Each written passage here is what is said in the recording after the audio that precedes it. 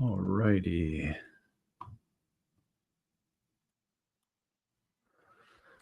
Okay. Getting started here. Good morning, everybody. Get myself set up.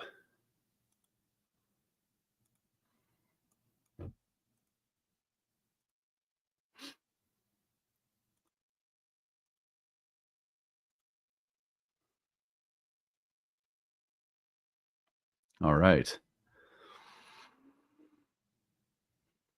Okay, well, welcome in, everybody. We're going to get started here in a minute, but while I'm waiting for people to join us in the live stream this morning, tell me where you're coming from. Let's do a little roll call. Let's see here. Good morning, Stephen the Jupiterian. Hey, Monique. Happy holidays.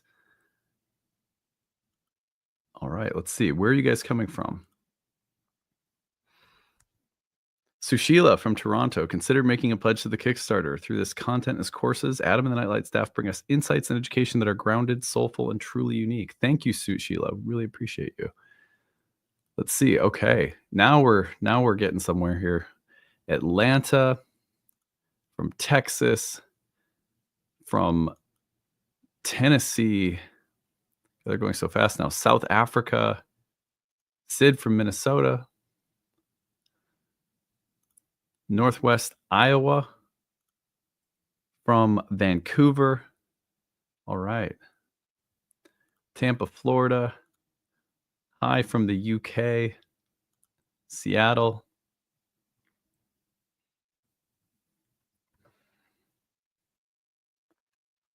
Let's see here. Chicago and California.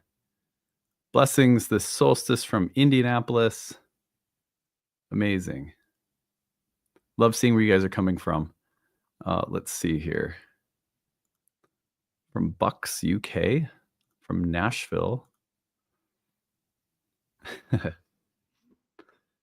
Well, our solstice event is in Minneapolis tomorrow night, not tonight, just for those who are mentioning it in the chat section there. From Norway, from Belgium, from California, from Australia, from Asheville. Amazing. Melbourne, Ventura. It's so cool to see where people are coming from. I love that part of this. Let's hold on. Got a focus issue with my camera. There we go. All righty. Let me just set myself up with a few things here. So I'm going to start once we get a few more live people in attendance. I like to make sure we get everyone here before I get into things. Aaron, Minneapolis. Join our classes, everyone. They're amazing. That's what I like to hear. Thanks, Aaron.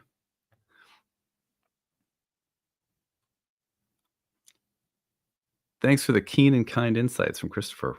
Well, you're welcome. All right. So officially, welcome in to everybody. We appreciate you all being here this morning. This is Adam Mellenboss from Nightlight Astrology. We're going to do some live Q&A time today where I take whatever questions you guys have for me, astrological, if you want to get to know me as a content creator, you have a question for me, or if you have a question about anything in astrology, we'll open up to some Q&A. After Q&A, I will switch into some live birth chart readings, and I will tell you later in the show how you can join me in the studio for a live birth chart reading. I'll probably have maybe 2 or 3 people come on for a reading. And I think the benefit of doing that is that it's really nice to learn astrology by seeing live readings done.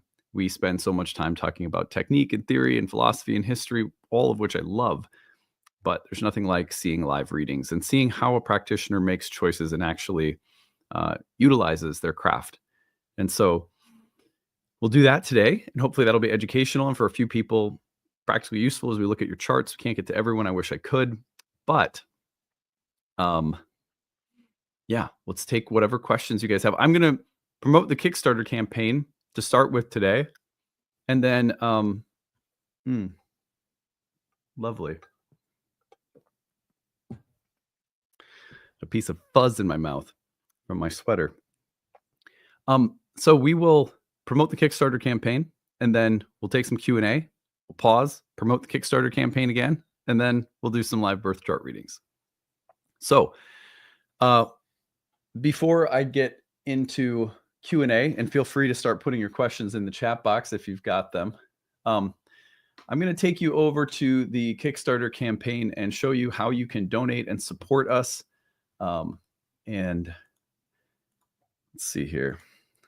Get my handy calculator out.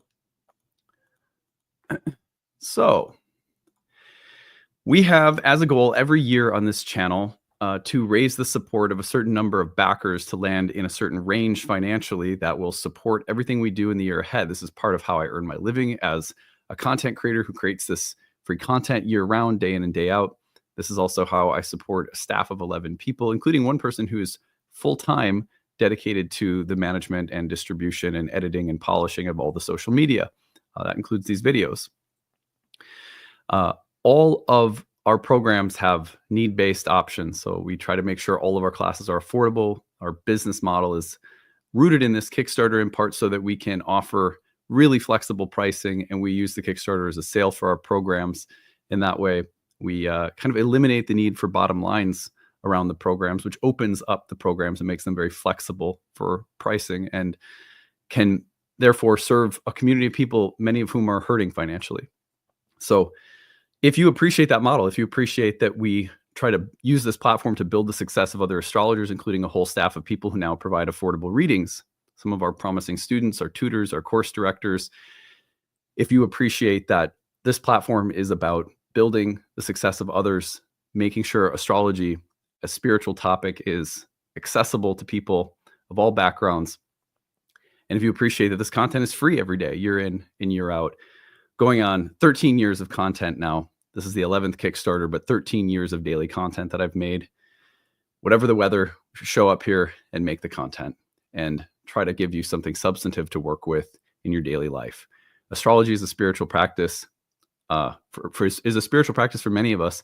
For me, it is my spiritual practice, and it is my consistent practice to show up and make content for you. And then at the end of the year, I say, hey, if you appreciate it, pitch in and support the channel. Pitch in and support everything that we try to build and develop through this channel and this platform. So this year, our goal is a backer goal of 1,937 backers by January 1st. We always try to match or beat the previous year's backer total. Last year, we rallied the support of 1,936 backers by January 1st. So this year, we're just trying to see if we can do a little bit better. We are, as of the time that I am making this, we have the support of 610 backers, which means that we still need the support of 1,327 with just 12 days left to go. So we need a really big push, like 100 backers a day, at least, more than that, in order to cross the finish line and land in the range that we need to make sure that we're in good shape. So if you love this channel, if it's a part of your life, if it gives you something good, please consider donating. Every donation counts. If you're like, I can't afford anything, literally $1 helps. It helps us toward our backer total. It helps us toward our financial total. When a lot of people pitch in on a channel that has whatever 73,000 subscribers, it doesn't take every donation being a huge amount. They add up. So $5, $10, $15, it all matters. You can find the link to donate. If you're watching the replay of this video, you can find the link to donate in the comment section pinned to the top, in the description of the video, and also in the live stream comment section. Or you can go over to the website, nightlightastrology.com, and click on the 2025 Kickstarter link. Although I deeply appreciate people sending us money through YouTube, please do not. It helps us if you go through Kickstarter. That's where the total and the goal actually matters for us. Not only that, but Kickstarter's fees are significantly less than YouTube's, but it doesn't matter. Either way, we thank you for using the donate feature through YouTube, but we really are not going to be helped by that number. So anyway, once you go over to the Kickstarter campaign, you're going to scroll down and you're going to see the different rewards that are available. I'm going to tell you about some of the featured rewards that you may find interesting. First of all, if you go to the very bottom on the right-hand side, you're going to see that our absolute best deals are on our classes. If you want to come study astrology with us and really take your love of astrology to the next level, you'll see that this rate for the attend one course, you could take our year one courses that begin every year in June and November, and these class passes never expire. You can renew them whenever you want.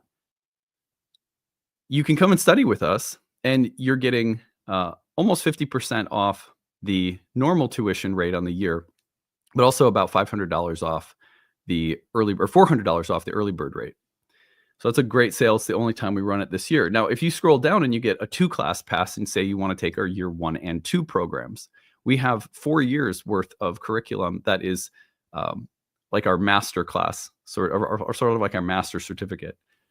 And those 4 years worth of curriculum, you will save on if you bundle through the Kickstarter as well. So if you attend 2 courses, the savings goes up significantly. If you attend 3 courses, you're getting into like an almost 75% off range. And then it's almost exactly 75% off when you get the 4-class pass. You can also use those on our yearly master classes, our Roots and Spheres Moon Circle, previous master class series from any archived year, which is usually 30 to 40 hours worth of content in the master class series. So there's a lot of savings if you are someone who wants to study astrology with us. That is definitely our best deal. Now, on the lighter side, if you scroll down, you'll see we have an Astrology of 2025 calendar.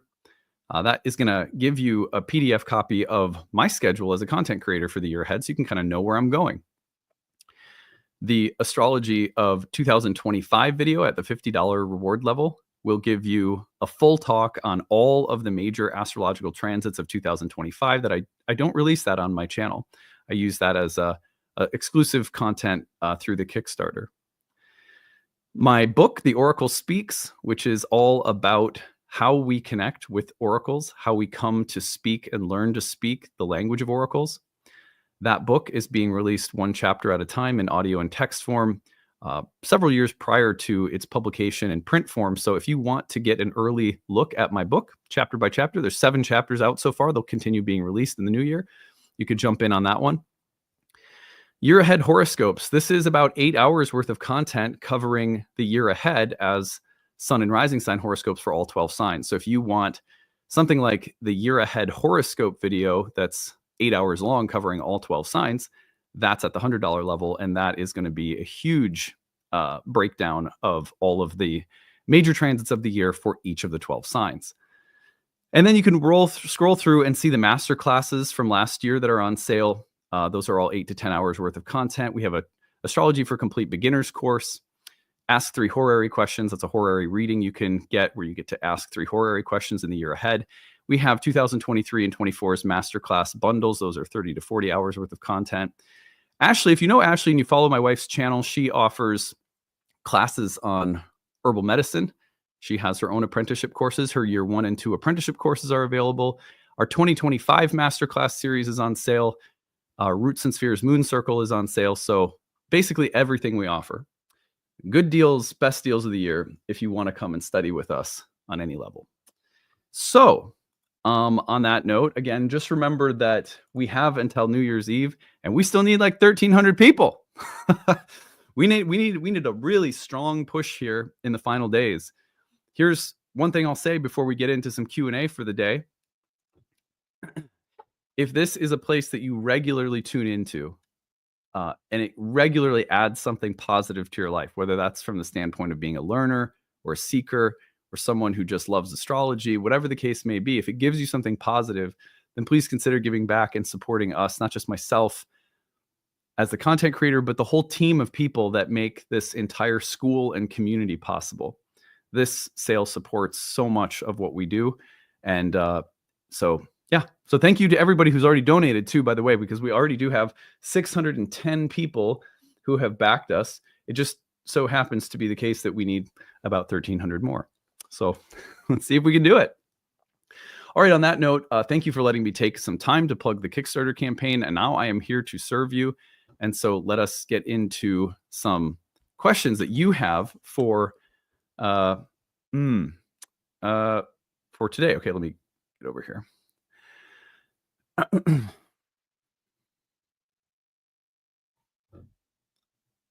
All righty.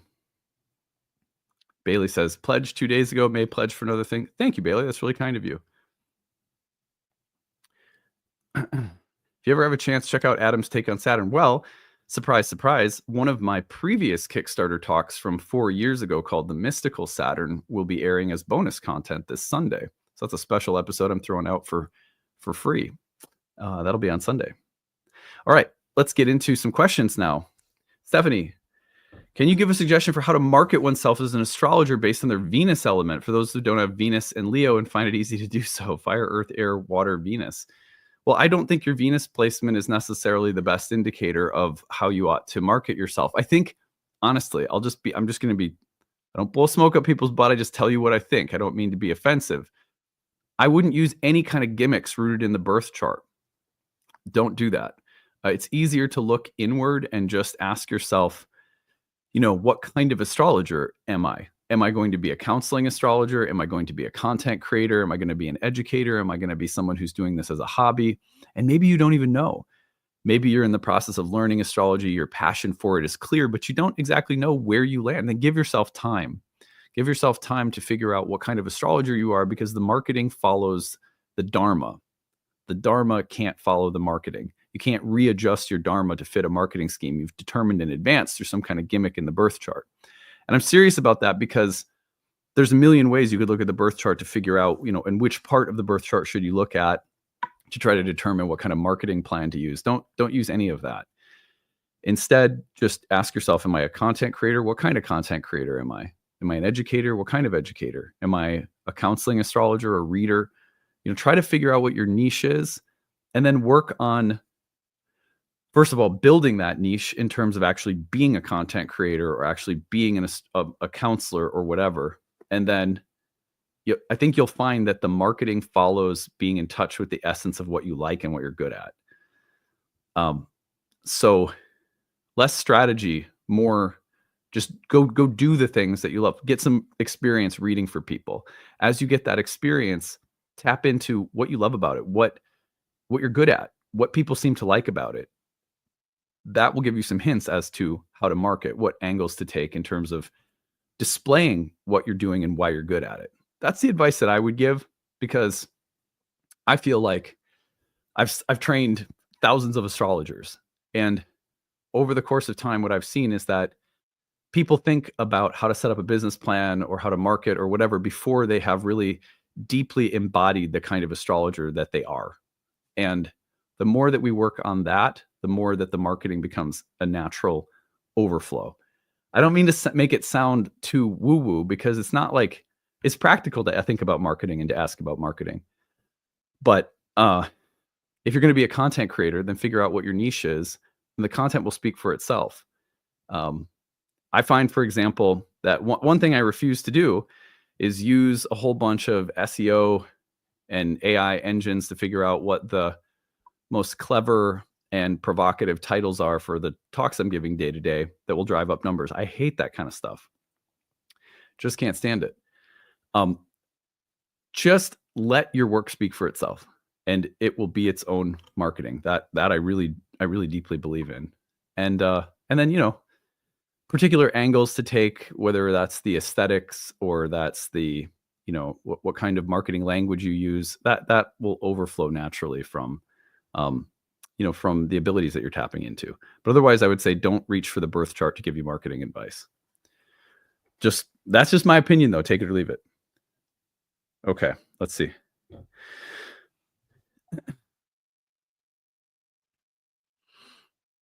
Okay.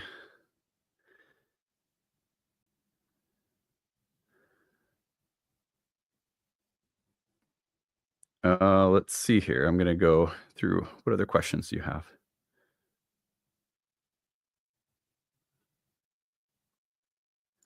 Can you speak to your experience with Moon in Capricorn? Yeah, sure. So, the Moon in Capricorn is in its exile because its natural home is in Cancer. Opposite to that, its exile or detriment would be Capricorn, which is Saturn's sign. The Moon in the 9th house in my chart in Capricorn means that it's in its exile. However, because it's a nighttime chart, the moon is also in its triplicity. So I have some mixed dignity with my moon. It has nice triplicity rulership, but it has detriment or exile status. So for example, ninth house things, one of the things that triplicity rulerships can indicate is a kind of Jupiterian form of support from allies, community, or connections. So in the ninth house, the place of religion, higher education, I have always had really beneficial connections in my life. A relatively easier path with respect to things like education and graduate school, scholarships, and awards that I've won in school for various things, especially creative writing. So like the triplicity rulership of the moon in the ninth house has also connected me nicely to things like religious and spiritual communities that have been really supportive and wonderful. From the Christian community I grew up in as a preacher's kid, to psychedelic communities, to yogic communities, yoga studio communities. So religious and academic community allies and environments have been a benefit and support. And that's because the moon is in the ninth house in its triplicity. So that triplicity rulership helps my moon. But then with respect to the detriment, like for example, I would say that in every religious community that I've been in, there has been an emphasis on otherworldliness or transcendence at the cost of immanence and being more in touch with the body. This is something that became very obvious to me while Saturn was recently in Capricorn some years back, transiting over my moon. And it began a process of me slowly deciding to leave the Bhakti yoga tradition that I was a part of, because I started recognizing that one of the expressions of the moon in its exile in my birth chart is a lifelong emphasis on things like the mind, intellect, spirituality, and religion, to the detriment of the body. And that's the combination of the moon and Saturn sign that can be difficult in that particular house considering the topics of the house. So Saturn going over the moon, right around the time my grandmother died, we closed our yoga studio, and I began this slow, painful process of realizing that the yogic community that I was a part of was not a great fit because of how harsh it was toward the body and the material world. That was one of the first times I became really aware of some of the difficulty of the moon in my chart.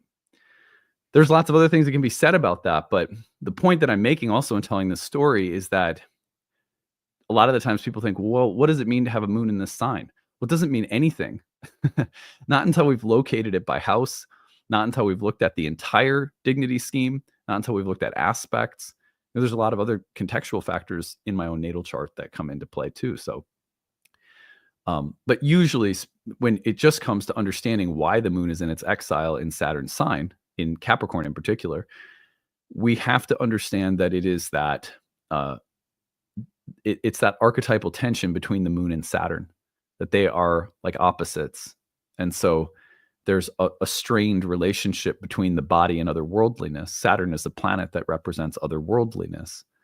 And the reason for that is that Saturn was the planet that sat at the edge of the visible cosmos. If you want to learn more about this, on Sunday, I'm releasing a bonus episode to try and keep rallying support for the Kickstarter. It's on Saturn and the mystical dimensions of Saturn that ancient astrologers worked with.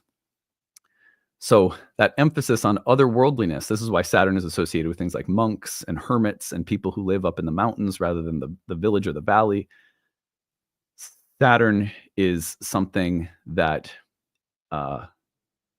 is associated with things like privation and separation. Well, the moon is about connection and nourishment. So you take the planet of connection and nourishment and put it in a sign that's ruled by Saturn that represents privation and separation. And now you also have that disconnect between the moon, which represents the body, nourishment, the world, emotional connection, bondedness, things like that, as among others. And you're putting it in an environment that tends to take those things away. So in my chart, when you put that in the ninth, you have some of the challenges that have come up in my lifetime have had to do with it. You know, again, triplicity rulership, some really nice connections with religion, academics, intellectual things. Some really challenging things when it comes to the distance. And I mean, like, like drinking psychedelic beverages that are taking me out of my body, right in the Amazon. But also gradually, the psychosomatic dimensions of ayahuasca, of yoga, uh, were gradually bringing me to an awareness that the Christian tradition I grew up in is pretty hard on the body. It tends to look at the world, the material embodied world, as a fallen place. So having to work the kinks out of that psychically and karmically, that's the detriment, right? It looks different for everybody in every chart. If it's in your fourth house, it's in your seventh, the moon in Capricorn can mean a lot of different things. Anyway, great question though. It's a good opportunity to look at, I love looking at dignities and trying to help people understand them. What, if any, meaning do you make of constellated shapes in a birth chart? Little to none, because it's like looking at the clouds. There's a rabbit. Oh, I don't see a rabbit. I see, I don't know, banana, or something like that. I don't give a lot of emphasis to shapes because they don't have traditional meaning in astrology. So they're impressionistic. And does that mean they mean nothing? No, it's just, I already have so many tools that I'm working with. It's like, there's already just an embarrassment of riches when it comes to the different things we can use in a chart. So I don't tend to add in a lot of extra things in general. That's just my personality and approach. I rather perfect and hone and deepen basic things because I get more mileage out of them. And especially when it comes to things that have no real consensus meaning in more recent times. That's just me though. Let's see here. Okay.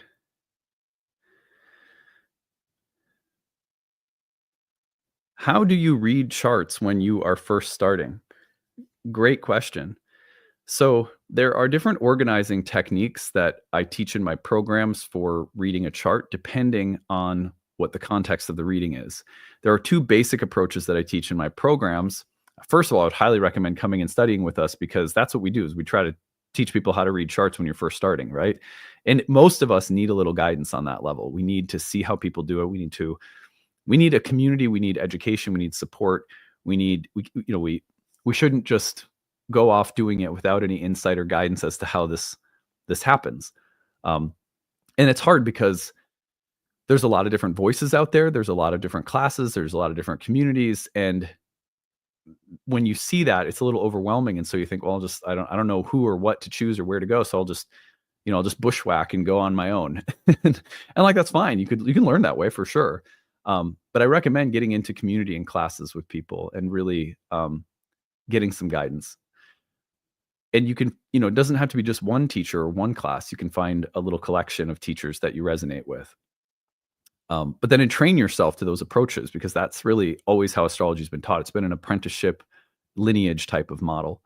This is why I teach my classes live for, going on 15 years. And I refuse to turn them into just correspondence-based recordings. I absolutely refuse to do that because the living presence of a teacher matters. And I believe that very deeply. So I've been teaching my classes live for, going on 15 years now. The beginner's course is the only thing that's pre-recorded because it's just so basic. And so that's the only exception that I've ever made to that. Now, what I would say though, is these two approaches that we use, I can tell you about them briefly and you can at least meditate on them. The first one is going to be a general reading where someone comes in and they don't necessarily have a question, in which case we use universal signifiers. So universal signifiers are going to be those planets that can tell a story of, like create a story arc for the entire lifetime. That's typically the sun, moon, and rising. And the way we work them together and synthesize them is important. There's ways of doing that. And that's like if someone comes in and says, I just want to get to know my birth chart. I don't really have any reason for being here. I just want to see what my chart says about my life. Okay. So a sun, moon, rising approach for a general reading is great. And learning how to start there and learning how to synthesize those three elements is a basic approach that we teach. Then the secondary thing, which is far more common, actually, in the lifespan of an astrological reader, you're going to see far more of this type of reading, which is a specific question. So you'll notice, for example, today when I take readings, I'll say, what can we talk about? What's on your mind? What area of life should we look at? And typically people come to readings, and I don't even have to say that. They come to readings wanting to talk about their love life, wanting to ask questions about career or, financial questions or whatever the case may be. Once we have that context, then we have to know which planets to look at, which houses and house rulers to look at, and we have to have a sense of how to prioritize what we're looking at in the chart and knowing how to narrow in and focus on the specific topic that a person is asking about. And so those are topical approaches, far more common. Most of your practice will be topical approaches as an astrologer. And Hellenistic astrology is particularly good at teaching you specifically what you should start looking at, what you should prioritize, and giving you like little hierarchies of importance given any particular starting point. In fact, most of astrology is in that sense divinatory, where, you know, in a tarot reading, you're reading you're using a spread and reading the cards relative to a very particular situation. And the chart is mostly meant to be used that way as well. So it looks different. We read it differently. We use different approaches depending on the context. That is far more important to learn how to do than some kind of generic set of rules that you use identically in every single situation. Astrology never works like that. But unfortunately, many people think it does. And this is a big part of what we try to disentangle people from through our curriculum. Let's see here. When is your new book going to be coming out in print version? Well, that's a bit of an unknown because I have to finish the book, and we have had an extremely busy autumn. I think my last chapter I released maybe in October, and I've been working on the next chapter, but we've been interrupted by some staff turnover. We had one woman who got a promotion at her job, and so we had to have one person. So she left and helped train in the new person, and then we had to get the donation-based reading service set up. So this fall has been so busy, and then the Kickstarter hit, and we had enrollment season, and my wife got pneumonia, so it was a really crazy autumn. I'll just put it that way. So right now, I've been slowed down a little bit on getting the 8th chapter written. It's in the works, but there's 12 chapters. So whenever the book gets finished, then there'll be the process of revision and editing, and then after that, we'll be publishing it ourselves. One of the things I learned, although I will forever be thankful for working with a major publishing house in Tarcher Penguin, and I learned a lot from it. Unfortunately, the publishing industry is in a place nowadays where a person like me who has a platform with, you know, we've got almost 73,000 subscribers, most of the publishing world will be like, do you have before you're even considered it, whether or not to be published by a publishing house, they'll want to know if you have a platform through which you already have a name built, in which case that platform will be leveraged to sell a book, and much of the profits of that book will go back to the company who's leveraging your platform to make the sales. And I learned that from going through this last time. I ended up using my platform and the Reality Sandwich platform and my blog to sell a book that, you know, most of the profits went back to the company, not me. And I wouldn't do it any differently. And I'm not mad or wouldn't blame anyone or anything for it. It was an incredible opportunity to get a book published by a major publisher. And there were some publicity opportunities that got set up through that I never would have had otherwise. But now at this point, you know, 10 years later, it's like, okay, there's no reason that I can't sell the book through my own platform and probably sell just as much, if not more, in terms of the actual revenue I make from the sale of my book by publishing it myself. Now, of course, there's people that you need to hire to go through a process of editing, polishing, making sure it's a really nice book. That we will do. But that process could take, once the book is written, I would say another year to 2. It's a long process writing a book. My first book, from the time I started writing it to the time it was published, was 6 years.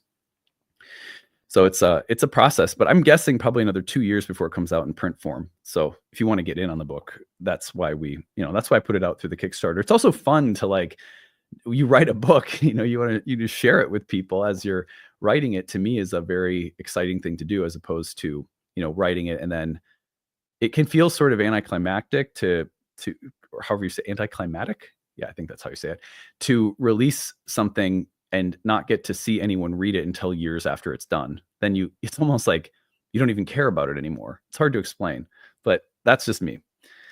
Okay. Anyway, good question. Steven says, I just wanted to thank Adam for his teachings and they've solidified my mode of using astrology. Fantastic. I'm so glad to hear that. That's what it's all about. As a practitioner, it's my goal to give people an example to entrain themselves with. The whole point of entraining yourselves to teachers all throughout the history of astrology is to use that as a way. It's like in creative writing. We had to study, 5-6 writers when I was in my MFA program, and we had to, mirror their style. And through that process, you take in things that you can build your own style from. It's like in music, you learn to play things that other people have written, and gradually, as you kind of learn to entrain yourself to different modes of music and different styles, you discover your own. So that's the process that I believe in as a teacher. All right, let's see.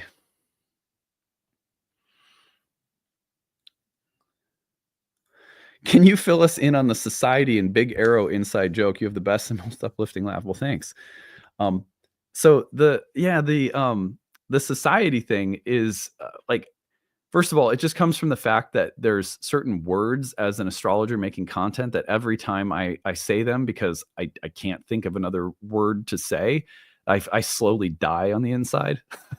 It's like, geez, if I have to say this one particular word again, I'm going to go mental. Like, I'm going to go crazy. So it's partly that every time I would get to that word, I would be like, oh, or it's like death and rebirth or transformation or power or all these just stupid, just like you just die on the inside when you say these stupid words that all astrologers say over and over again.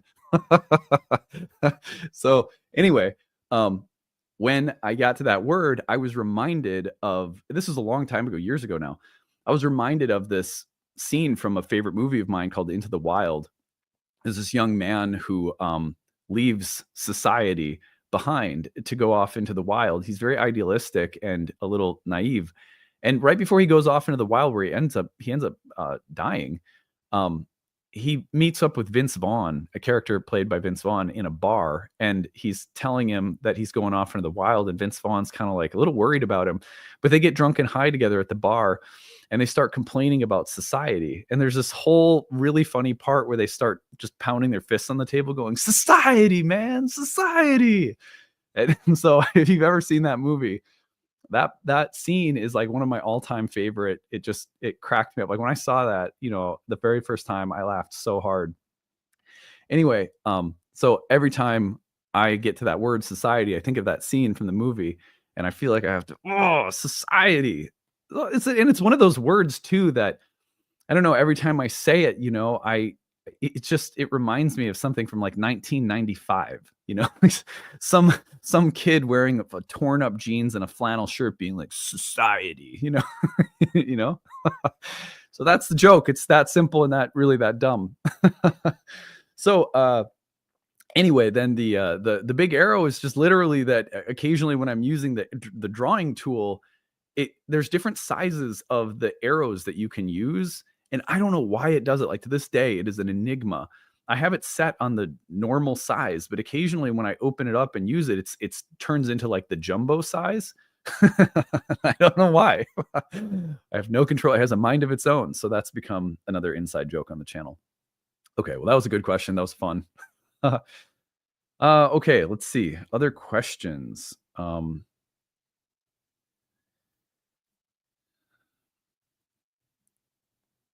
Let's see. Let's see. I'm trying to find another good one here. There's so many. You guys have asking such great questions. The more specific the question is, the worse the answer will be. So be careful when you're like, I want to know what this particular sign of this planet in this house means. It doesn't mean anything. It depends on the context, right?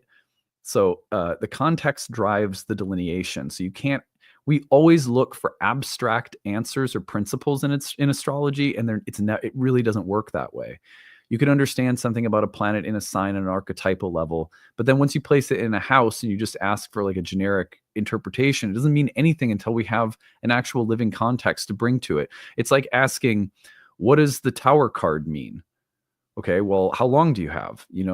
There's a lot of things it can mean. And depending on the context, there's about 30 different things in any given context that it might mean, right? So context narrows the focus of an archetypal delineation. Without context, you're just asking me to describe something as vast as the ocean. So context is we have this problem in astrology where people try to learn astrology and they always start with the most abstract, generic level of understanding, and it works better to start with specific instances that from which you can start to see more general principles at play. So we have to, like, we put the cart before the horse, and that's just because we're living in a time that has taught us to think about things objectively and empirically. And astrology doesn't come from that kind of epistemology. So it's really difficult because we have to train our brains to think more like Hermes, which means, Neptune in Scorpio in the 12th house means something, it really means nothing. And until we have a specific reason for looking at it, then there's so much more that can be said. That's a really hard thing for a lot of us to understand about astrology, but it's very, very important. And it really makes the difference between how far we can go as an astrologer and how blocked we get it at very basic levels of delineation. Let's see here. What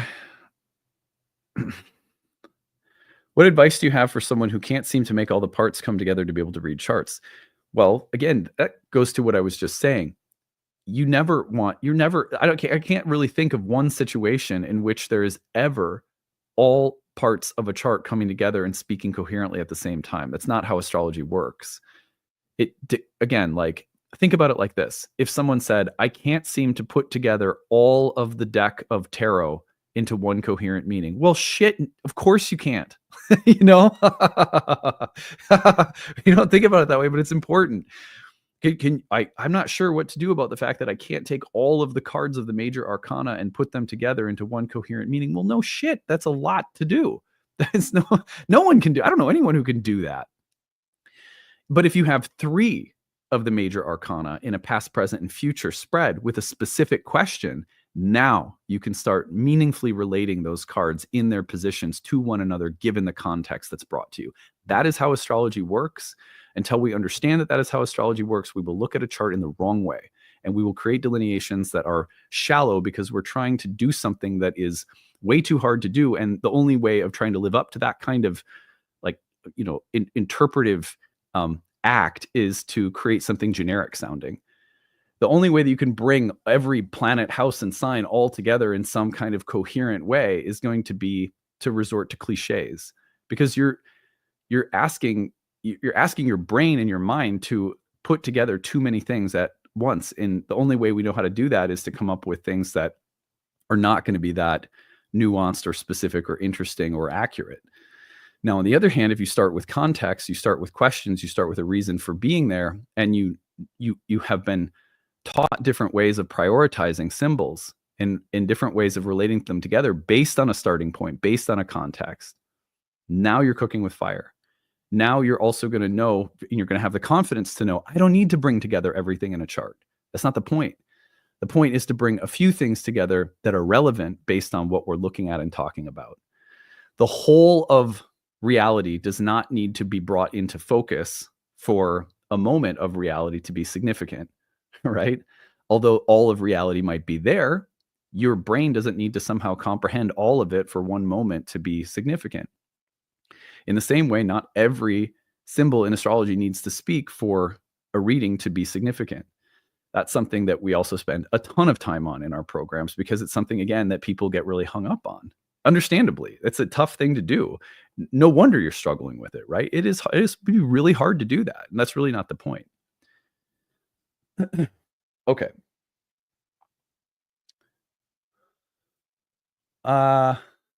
Okay. So many good questions here. Let's see.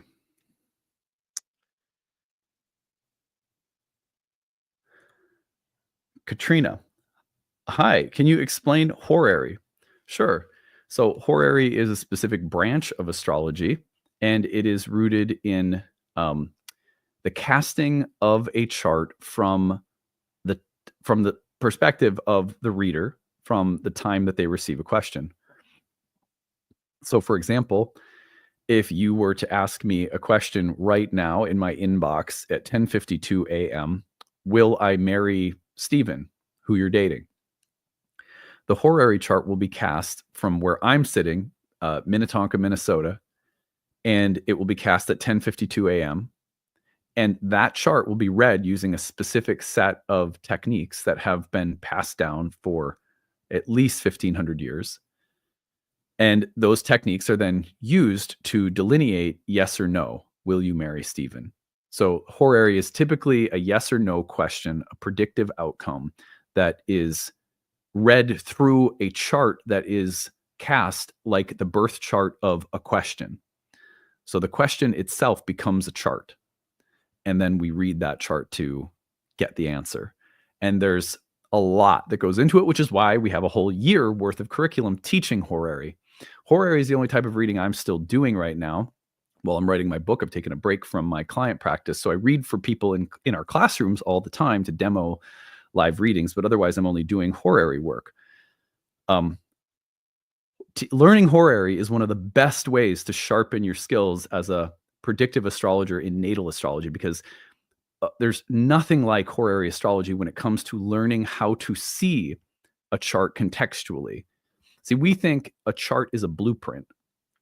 It's a fixed picture of your psychology or something like that. It can be used to look at like a map of your psychology. Sure, it can be used that way, but it is not fundamentally stuck in that mode of it has other ways of being understood or read. The chart does.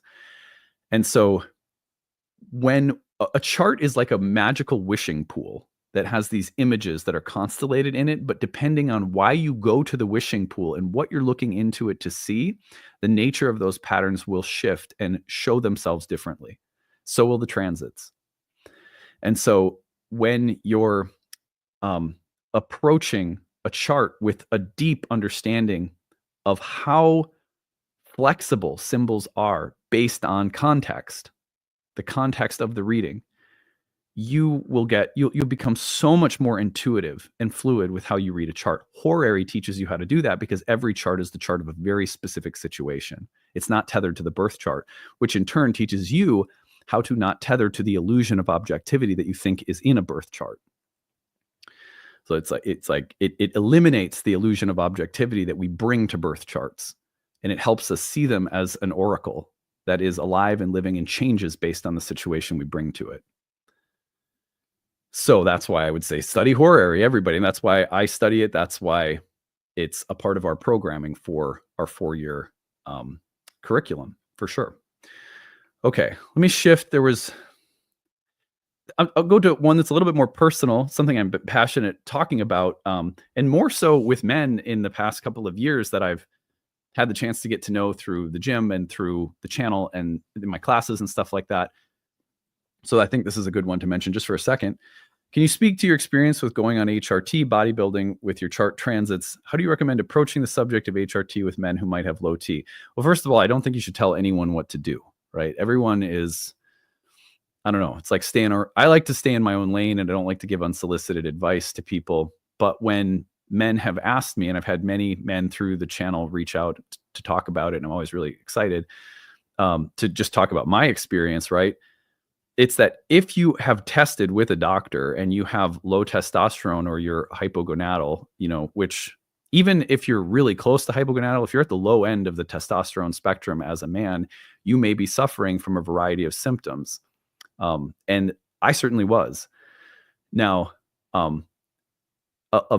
very sensible, like low therapeutic dose of testosterone for some men who are suffering from the symptoms of low T can be truly life-saving. To me, mentally, emotionally, physically, it completely shifted my energy, my mood, my libido, my sleep, everything. Not only that, but it certainly has been useful in the gym when it comes to adding some lean muscle mass.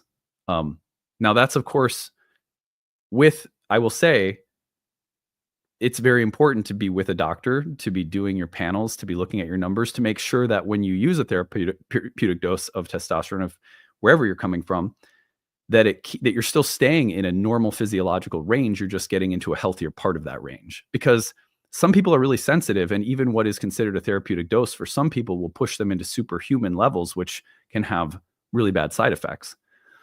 So like one of the things I discovered was my initial therapeutic dose was too high.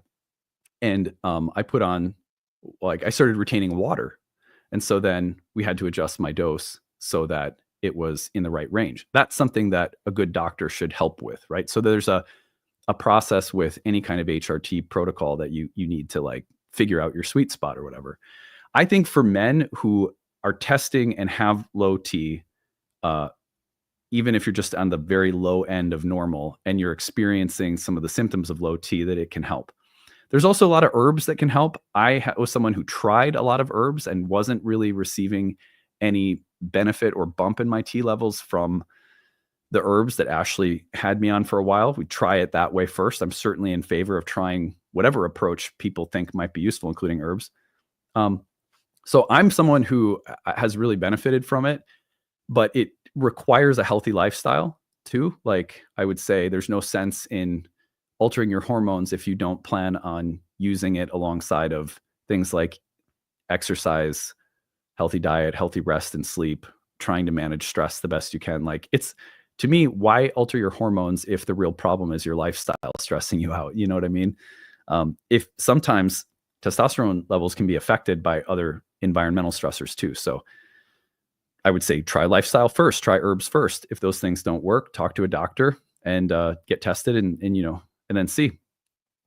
In terms of the transformation, so Neptune was squaring my Mars, transiting Neptune, squaring my Mars in Gemini at the outset of the low T symptoms I started experiencing, not surprisingly.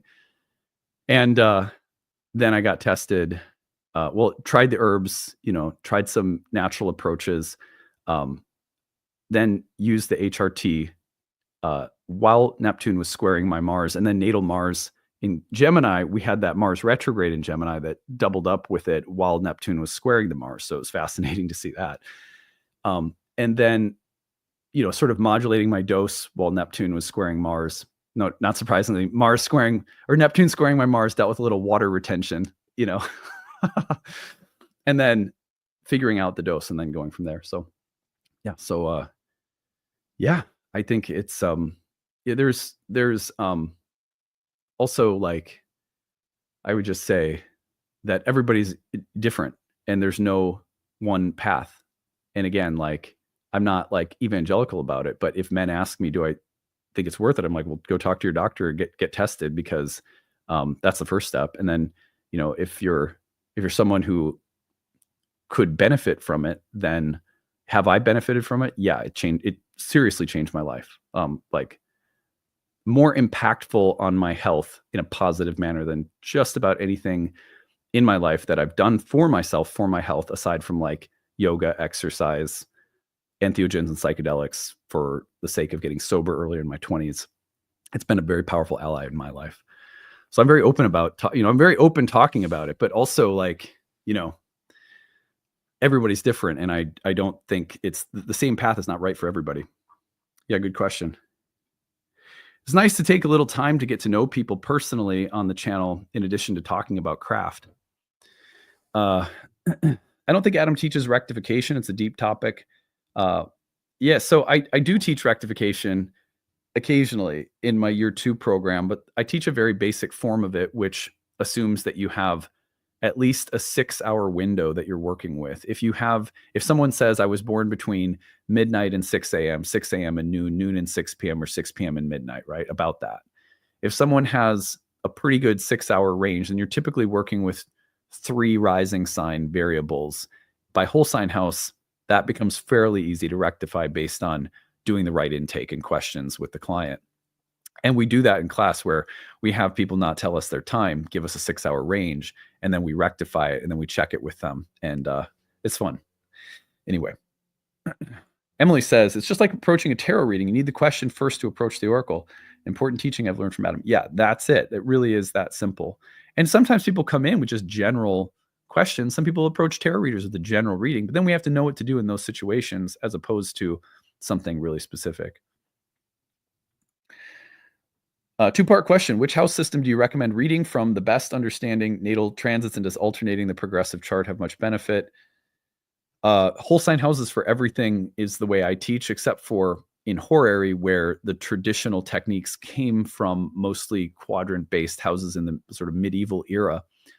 You can do Horary by whole sign as well, but I teach everything by whole sign. And people are always like, well, I've tried whole sign and I like it or I don't like it. It's like, well, look, unless you've studied the entire original set of doctrines and teachings that are all rooted in whole sign conceptualizations, it's not going to make sense to you. You're not going to be able to really see or understand how they work.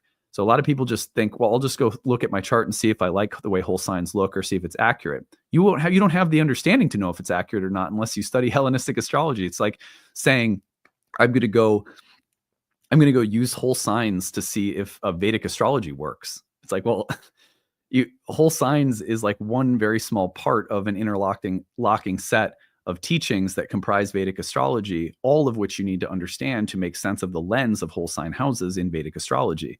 There's no different in ancient Western astrology. You can't just use whole sign houses and think that you've got a good, clear sense of whether they're accurate or not, unless you study the accompanying delineation techniques that go along with whole sign rationale, because there are an abundance of them. That the whole language is rooted in whole sign conceptualization. Unless you learn that, you don't really know what you're doing. So you don't really know if what you're looking at is accurate or not.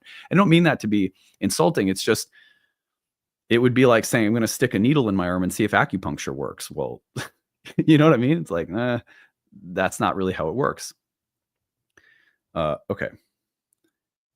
Wait, did I just hear you say reality sandwich? Yeah. So my career got started with Reality Sandwich. I was one of the founding writers on the staff at Reality Sandwich. And that was the platform through which I started writing astrology content, and then was able to build my practice because I was an established blogger on Reality Sandwich, and built my astrology career through that platform. Yeah. The new book is similar to the first book. What was the thought process now versus then? Well, they're both storytelling, so they're both creative nonfiction. The thought process in the first book was about conveying a coming of age initiation experience with ayahuasca. This book, although it's also storytelling, is really about conveying how a human being, I think all of us, I think my story is not unique in the sense that there are a lot of ways that people connect with the oracle, that people start learning to hear and speak to oracles, to things like astrology, tarot, the I Ching, signs, omens in nature, that the universe is alive and speaks to us, is talking with us, is something that I see as like a perennial human experience. So the book is a collection of stories that come from my own experience of developing that connection, but it's meant to be archetypal and universal so that the reader, as they're going through it, can identify their own path. Oh yeah, I've had stories like this too. Or, oh yeah, I can, as I reflect on my life, as I'm reading these stories, I can see how my own journey has developed and how I've connected with an oracle or different oracles as life has gone on. So that's what the book is about. It's about sort of celebrating that universal process that human beings have of gradually connecting to the voice of the universe, to the symbolic, living, oracular dimension of life. Oh, let's see. Okay.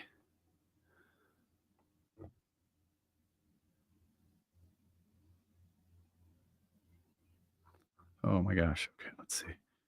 Okay, here we go. Going through so many questions. Okay.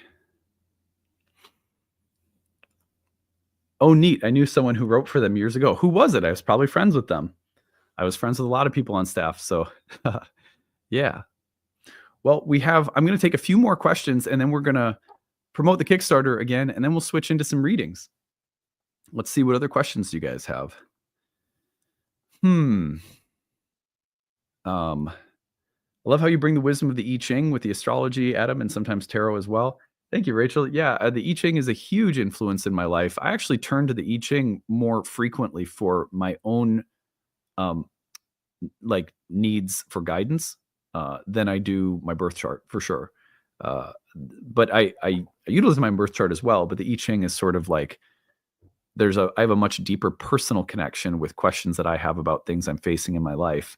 I find that it's a little easier for me to be a listener and a receiver with the I Ching than with astrology because I'm so used to being the interpreter. And so it's just harder for me to get out of my own way with astrology when it comes to reading for myself than it is to consult the I Ching. But that's pretty common. A lot of astrologers need their own therapist, their own readers, you know. So I see a therapist weekly as well, and I would highly recommend that for people who are in astrology who counsel other people. Like, make sure you have someone you're talking to. Sam says, "Hi, Whitney. Are you one of the teachers at Nightlight?" Whitney is the co-host on our monthly overview. So you probably have seen Whitney and Alexandra breaking down the monthly astrology. Regarding whole signs, if your ascendant is in the very last degree of a sign, is that still the best system to use? Yes. Yes, because it doesn't matter if it's the first degree or the 29th degree. That is the rising sign either way. And I highly recommend study Hellenistic astrology because there are reasons that is so. And it's helpful to understand why we think that way when it comes to whole signs. Once you learn the why behind the answer that I just gave, you'll have so much more to work with. Right? It's like, because it sounds on the surface like I'm just saying yes or no to your question, but the explanation behind it is so deep and so rich. And so that's why I recommend, come study with us sometime or learn, really deeply dive into Hellenistic. Jess says, "Yay, I finally made a live." Oh, good. Glad you're here. What is the significance of a sun and ascendant conjunction in a natal chart? Well, that means you were born as the sun was rising. Anything that is on the degree of the ascendant when you are born is going to play a strong role in your character, your identity, and the development of your sense of self. So when you think about the ascendant, like one of the easy ways to think about it is to think about it in terms of the character of like a protagonist in a book or a movie. Some movies are really about the character development. So how does this character evolve and change and develop based on their psychology and their identity? And other movies are less about character development and more about what the character does. So let me give you a simple example. The story Saving Private Ryan, right? There's a number of characters. Most of the movie is about what they do, not who they become. It's what they do. Now, take a totally different movie, like, let's say, one of my favorite movies from when I was a kid would be The Basketball Diaries. One reviewer compared my first book to that book, and that was like, that sent me over the moon. Anyway, that's about a young man who has a heroin addiction. In the movie, he was played by Leonardo DiCaprio. And that movie is very much about the development of his character, of his psychology. That's what the movie's about. More so than it is about anything he does. It's about the psychological evolution of his character through addiction. So different kinds of movies, right? Some place emphasis on the character, some place emphasis on what the character does, the adventure they go on, or the plot. The sun in every birth chart is really like the plot of life, whereas the ascendant is like the character. When you put the two together on the ascendant, what you're saying is that the arc of life, the plot, will have a lot to do with character. What kind of character are we here to become? What kind of character shadows are we here to explore? There's a sense of the plot and the character being wed together when the sun's on the ascendant. That's a good explanation. It's not the only way of thinking about it, but that's a really useful one that I teach in some of my classes. Now, any planet that's on the ascendant, though, will play a role in terms of the arc of the character in the lifetime. And the ascendant ruler as well is how we look at that in terms of character arc and development. These are little analogies that we use that can help us with interpretations, but we also don't want to get too limited by them because we can come up with many different analogies that can get the job done.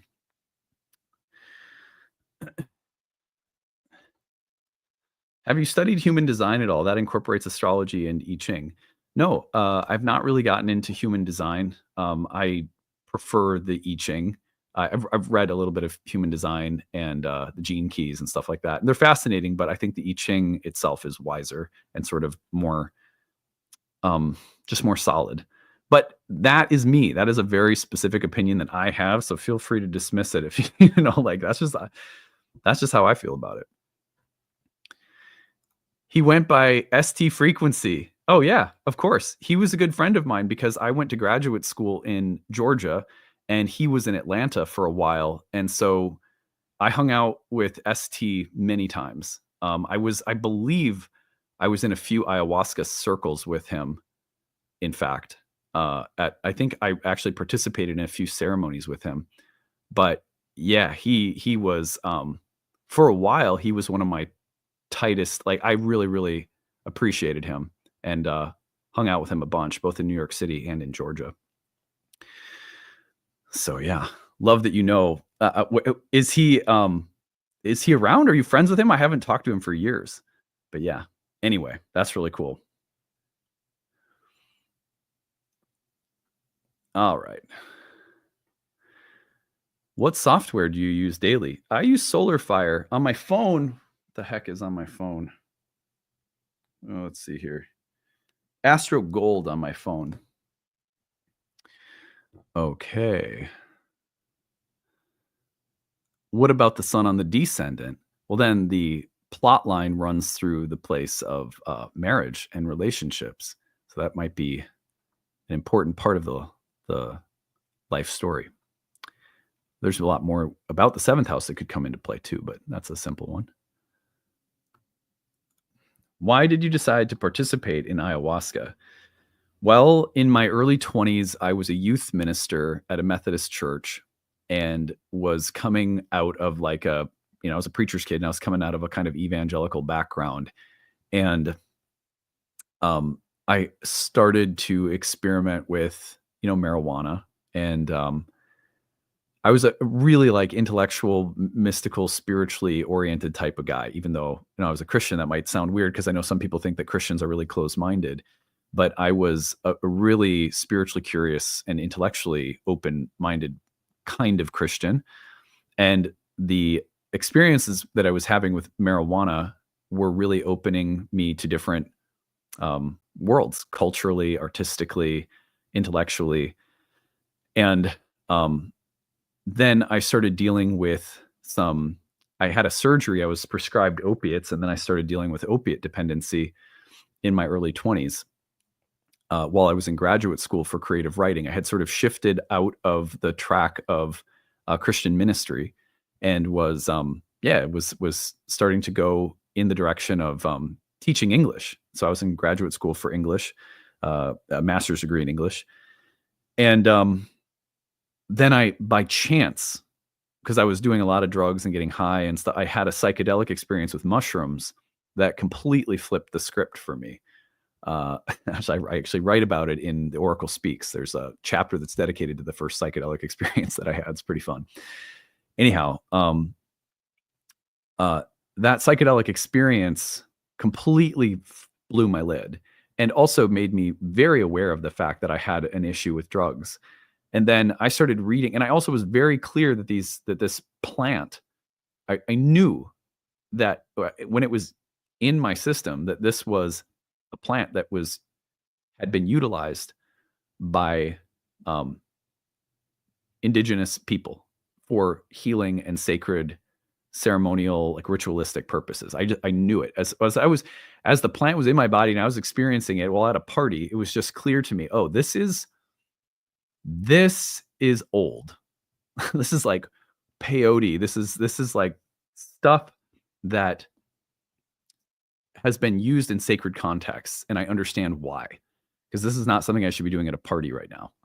It's like very clear, right? Anyway, so I started doing a lot of reading and research at a time where I was also sort of expanding beyond the Christian container I had grown up in and trying to get off from an opiate dependency.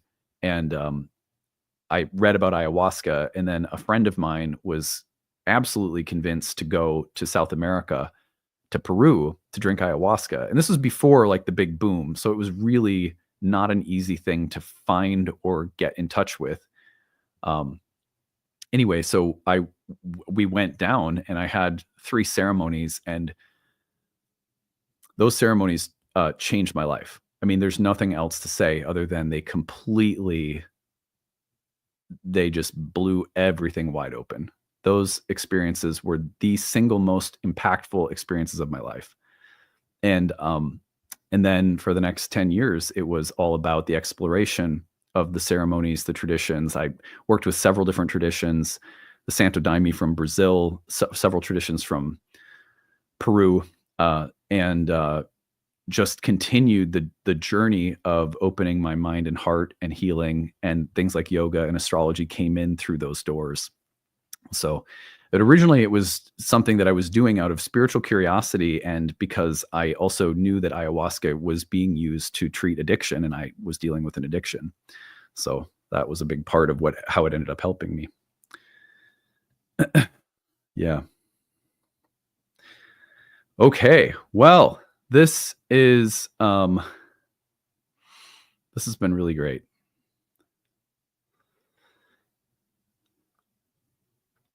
I lost track of Steven. Last I heard, he was in the desert. We were tight. That sounds like Steven. I love that. Yeah. Oh my gosh. Someone's asking me if I have any thoughts on psilocybin versus ayahuasca for spiritual development and curiosity. They're both entheogens. They're both wonderful in my experience, but context is everything. So the right people that are not just gimmicky, ungrounded, narcissistic new age types, you have to be very careful of that, because there's a lot of nut jobs out there that are like using these things. I had the benefit, honestly, of being in very sacred, very safe, very well contained spaces with the sacred use of these plants. You need referrals. You need to make sure you're in the right space. You need to make sure that it's something you're very intentional about. It's not for everyone. There are many ways to heal. It's not like something I think to be evangelical about. If people are evangelical about it, stay away from them.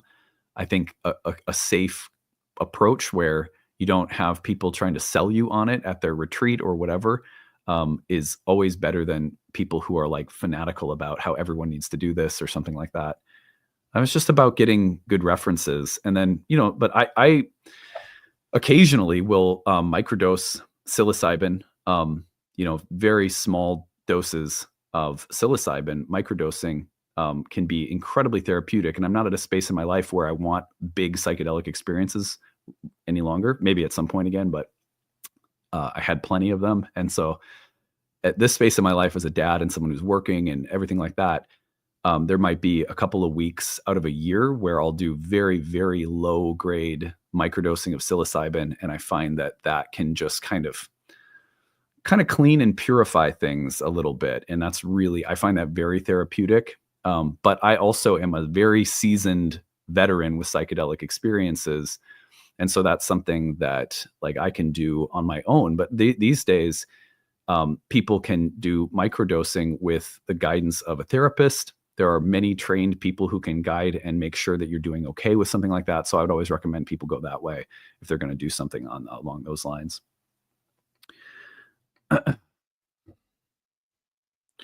Okay, well, on that note, let's shift into some birth chart readings. I think that's going to be the way to go next.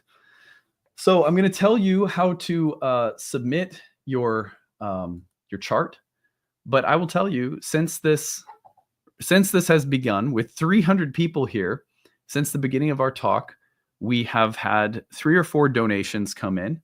I would love to see some more come in. So I'm going to tell you how you can donate and support this channel. If you appreciate this content, if you're tuning in, you're like, hey, I like this conversation, it's interesting, I like the content on this channel, please consider donating and supporting us. You can find the link if you're listening to the replay in the comments section pinned to the top in the description. The live stream, I just put the link into the live stream chat to get over to the Kickstarter. You can also find us on nightlightastrology.com, clicking on the 2025 Kickstarter link. You can go over there and donate to support this channel. We still need over 1,300 backers with just 12 days left to go. There was a donation just came in right now as I was speaking. We've had 4 donations now since the start of this talk. That's fantastic. Guess how many we need today? Really? Like 100. If we're going to keep pace, if we're going to get there, we need like 100 backers today. And I know that people like to wait. Like every year, everyone typically waits until the very last minute. And thanks for that, for giving me a heart attack every single year. No, I'm just kidding.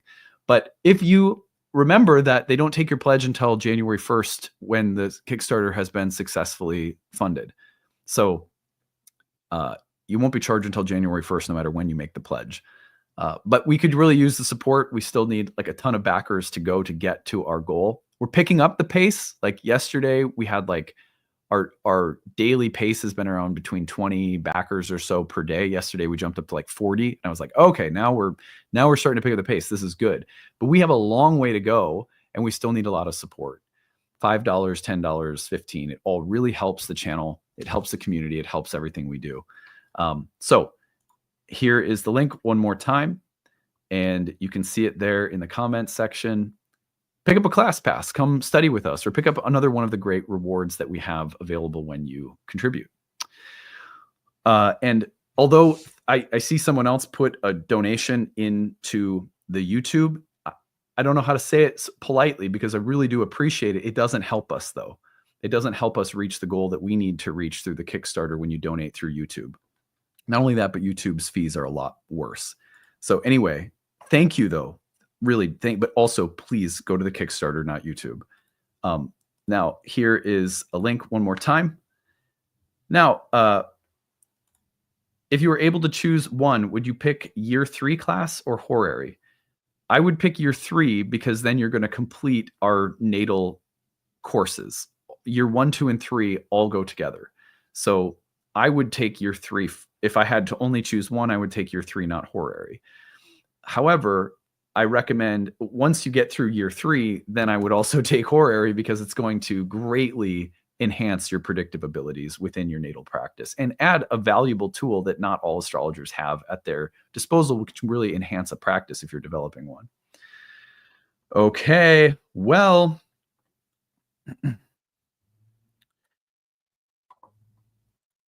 my financial position is a bit uncertain this year because of going to post-secondary school and having to live in a major city. So I've been feeling kind of confused about how much I can give. I get that. And literally every donation helps. A $5 donation helps us get to our backer total. You know, $10 helps, all of it. So don't feel bad if you can only give a very little amount. That is totally fine. We get it. We know people are coming from different places. Is the pledge a one-time contribution or monthly? It is a one-time contribution. You make one pledge, it comes out January 1st. That's it.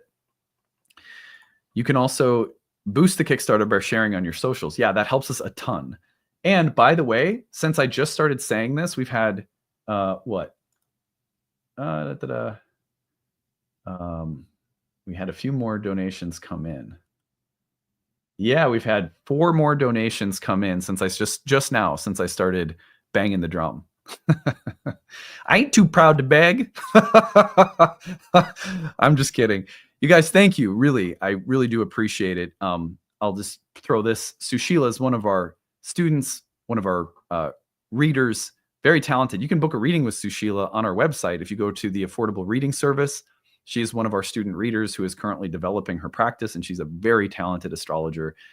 And she's here she is helping us too by saying that it's changed her life to be in our program. So we appreciate that. And you're changing people's lives by the readings you're giving. We've getting great feedback from our clients who've been working with Sushila. All right. Well, now, on that note, I'll give you some instructions for how to join me in the studio. So if you would like to join me, you're going to email me, grabbed@nightlightastrology.com, time, date, location of birth, and what you want to talk about.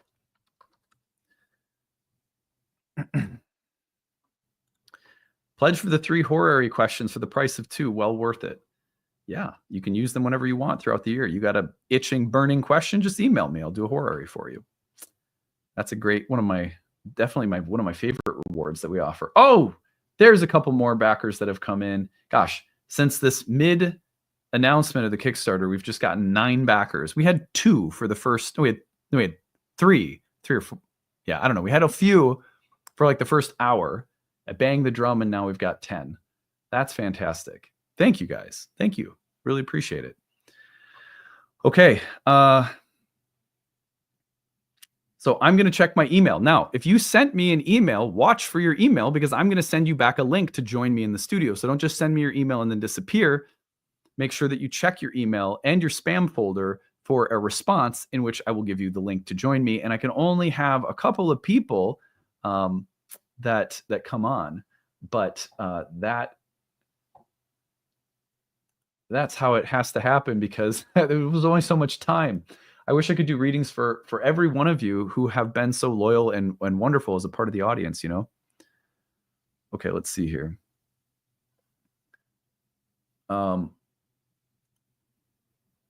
Okay, so here we go. Don't send it to our normal email address. It will get deleted.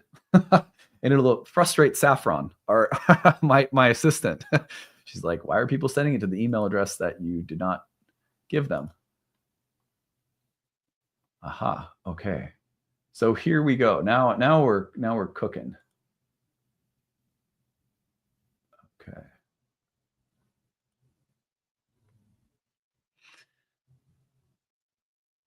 All right, now I'm going to start sending you some links. So I'm everyone hang tight as I'm just getting this arranged.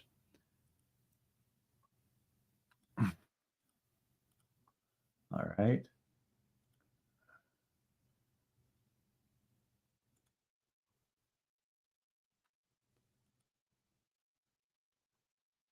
Okie dokie. So I've sent a few links back already, so just be sure to check.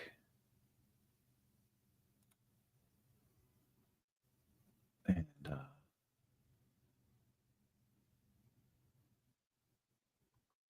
okie dokie. Thank you guys. So many people. We've seriously, I think we've probably got 100 people that have just submitted. If 100 people submitted a donation, now that would be great. Okay, let's see. Okay, perfect. I've got some great submissions coming in. Thank you guys. Now watch for the response, and I've sent 3 out, and so you check your email, check your spam. Okay.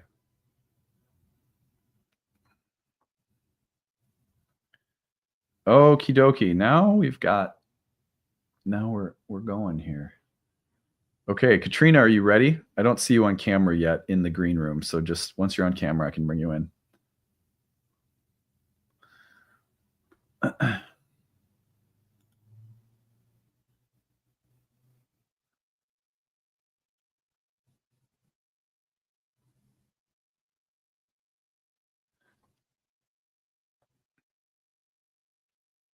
So those of you who are in the green room, I've got a few people there. I can't read for you if you don't have your camera on. You need to make sure your camera's on. Sarah, let's bring you on. Hi, can you hear me? Yeah, sure can. Thanks for being here. Yeah, thanks so much for having me. Yeah. So, yeah, my question is on, what, did you have my birth info? Yeah, let me get that first. What's your date of birth? November 19th, 1977.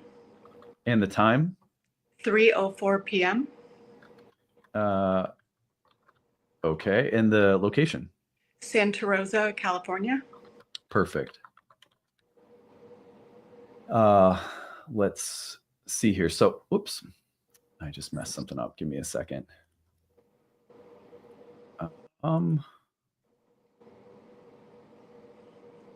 Okay, so I have you as Aries rising. Does that sound correct? Yeah, that's right.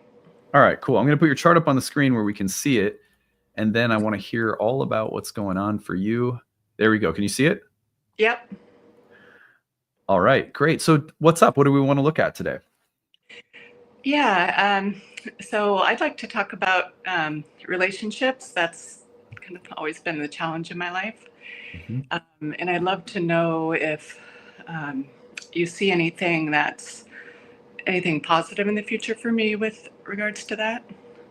Okay. Let me ask this question. What has your relationship history been like thus far? What have some of the big themes or events or patterns been to this point, just so I can understand a little bit of the background? Yeah, totally. Yeah, so I got married to my high school sweetheart when, we met, we were 15, got married at 20, we were together 10 years, and then there was a lot of betrayal. And then I was single for about 15, 20 years raising our kids. And then I got into another relationship about 4 years ago, the love of my life, felt like, who we got married last year, and then he just all of a sudden kind of left, went through kind of a big transformation, just like my first husband did. Yeah, and I haven't seen him in a while. I'm not sure what's going to happen with that relationship. I really don't want that marriage to end. He also has a Venus-Uranus conjunction, and he has the same sun and moon as I do.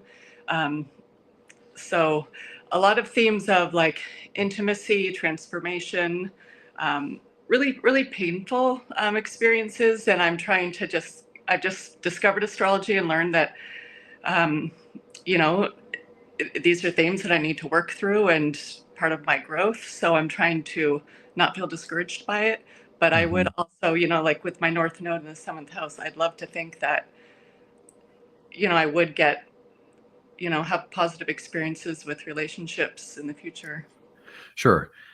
Well, let's state the obvious, which it sounds like you already are. You're already aware of this, but just for the audience too, because I like these to be educational. You've got the North Node in the 7th. Let's just take this from an evolutionary perspective, which I think could be really useful in this context, right? I practiced evolutionary for a number of years, and even from the Vedic perspective, that North Node in the 7th house suggests that this is an area of intentionality in the lifetime and desire to be married, to experience love, to experience relationships, to live life in the mode of companionship is very much the desire of most North Nodes in the 7th house. Now, that's also that there's soul history with the South Node always around Aries in the 1st house.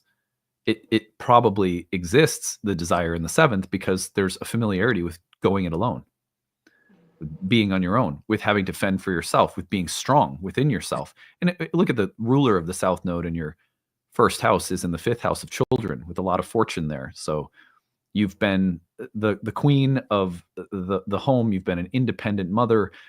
So this is soul history that's sort of repeating itself, it would look like, right? And you're familiar with that. The North Node with Pluto is really important because it suggests that the path of evolutionary growth, let's say in the 7th house from this EA perspective, would come through some really intense Plutonian kinds of experiences in love and relationships that would start opening a different mode of being. Well, Plutonian modes are not easy. There's death and rebirth scenario that happens as that path is opening. And then we look at the ruler, and where is the ruler? Oh, look, it's Venus and Scorpio with Uranus in the 8th house. So there's these painful events of separation, of being left, or of betrayal or abandonment, and that's the Venus Uranus in the 8th in Scorpio. Here's the thing, though, is that I've seen this enough to really not believe that I'm just blowing smoke up your butt. These are usually the painful, incremental ways in which the path opens in a chart like this.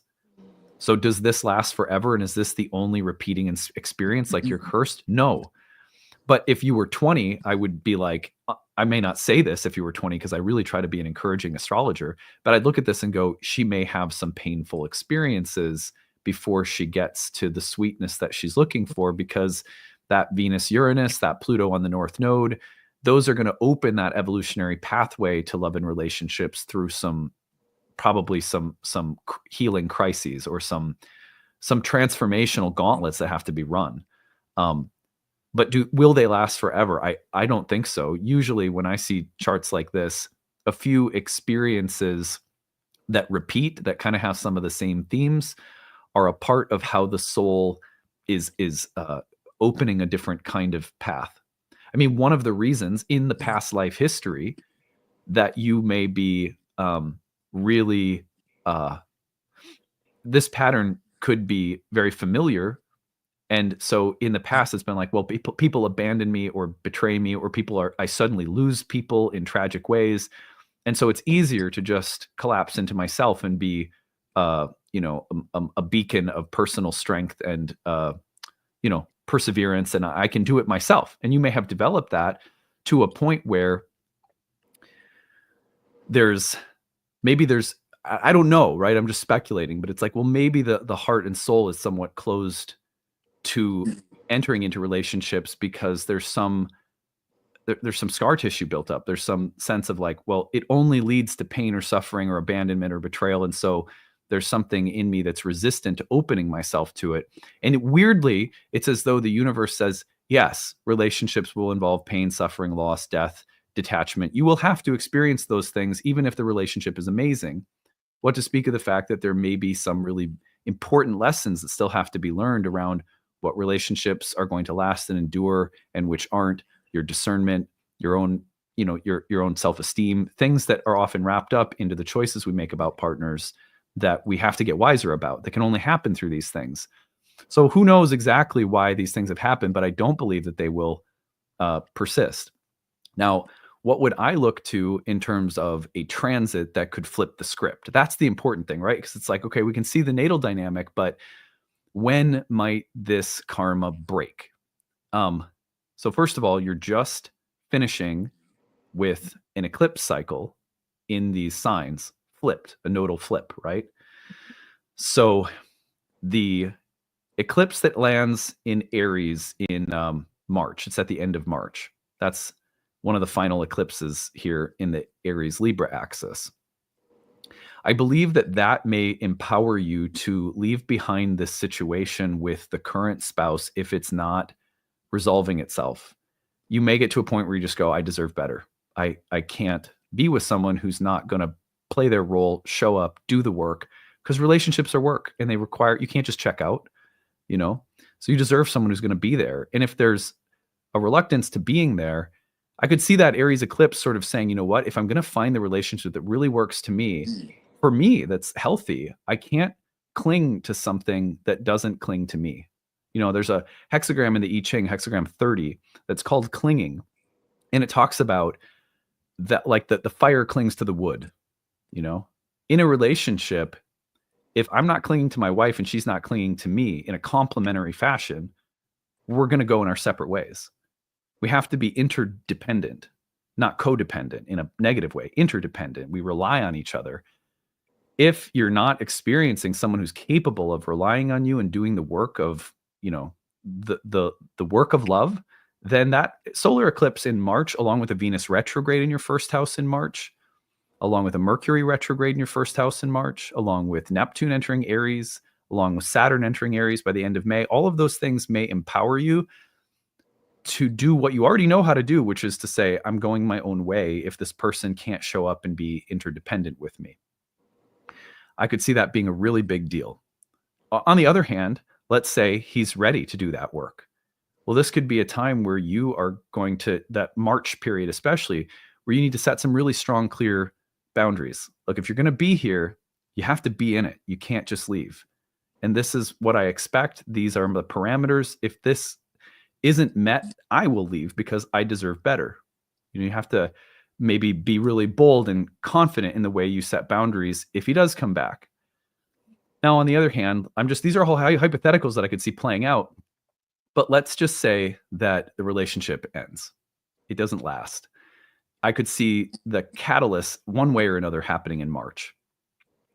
After that, what I look at is, where do we see a transit that emphasizes freedom?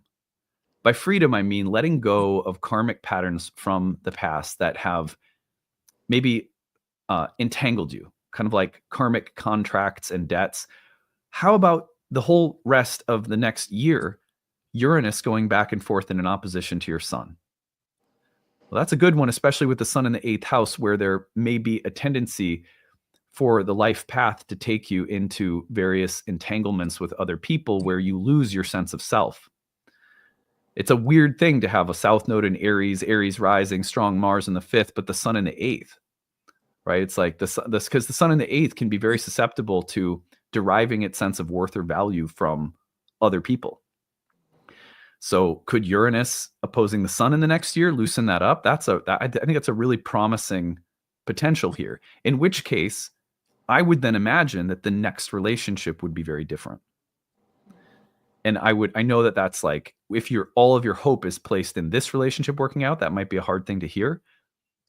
But I would just encourage you that in a chart like this, it's better to move forward than to try to cling to something or someone who is not showing up with as much respect and investment as you are.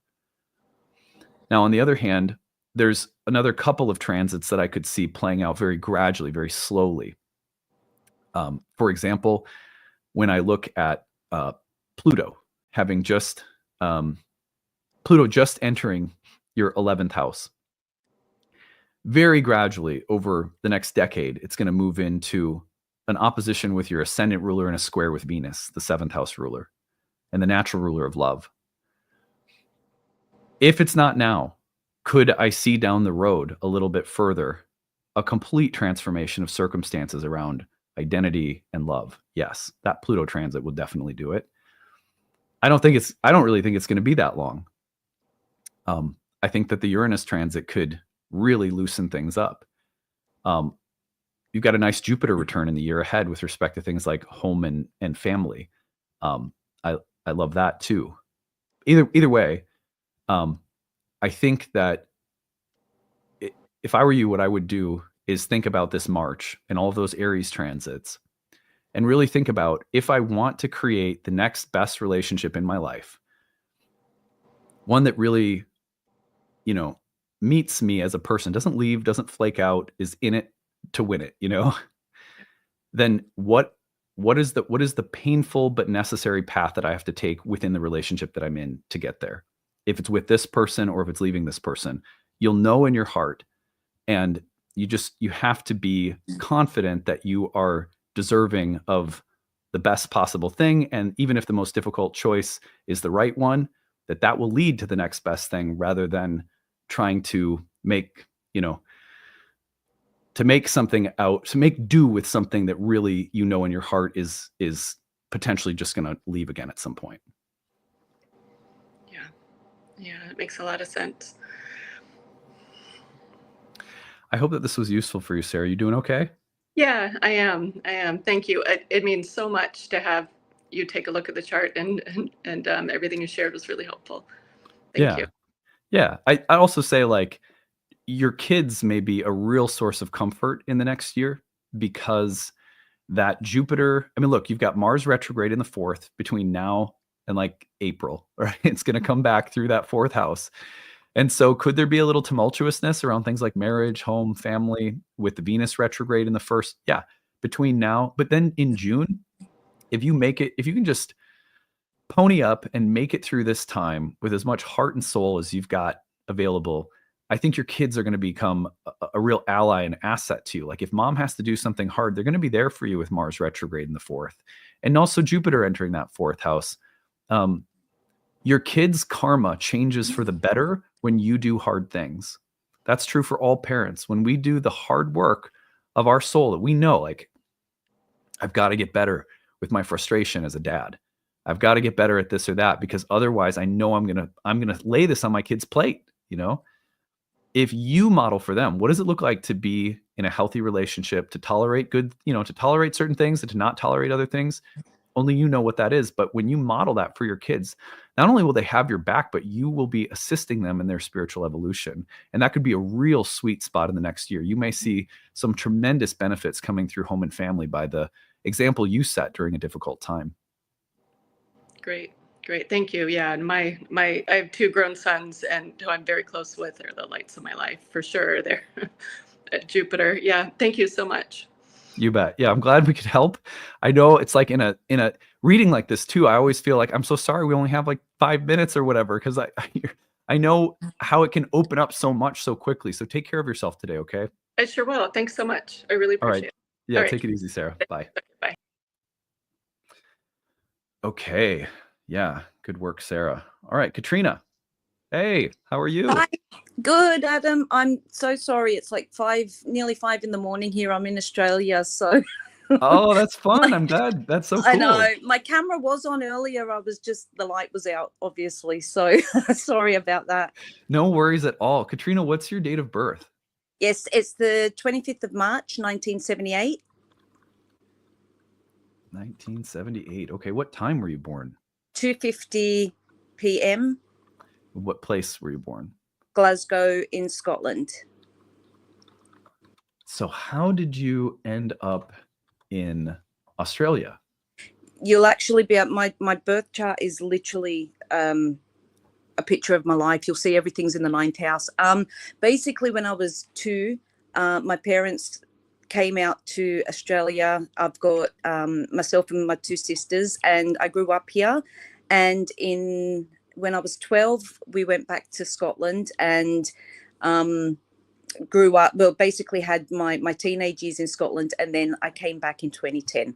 So, yeah. Amazing. Well, yeah, that's a loaded ninth house you got there for sure. Yeah. Yeah. So Leo rising, this is the right chart then? It is, Adam. Yeah.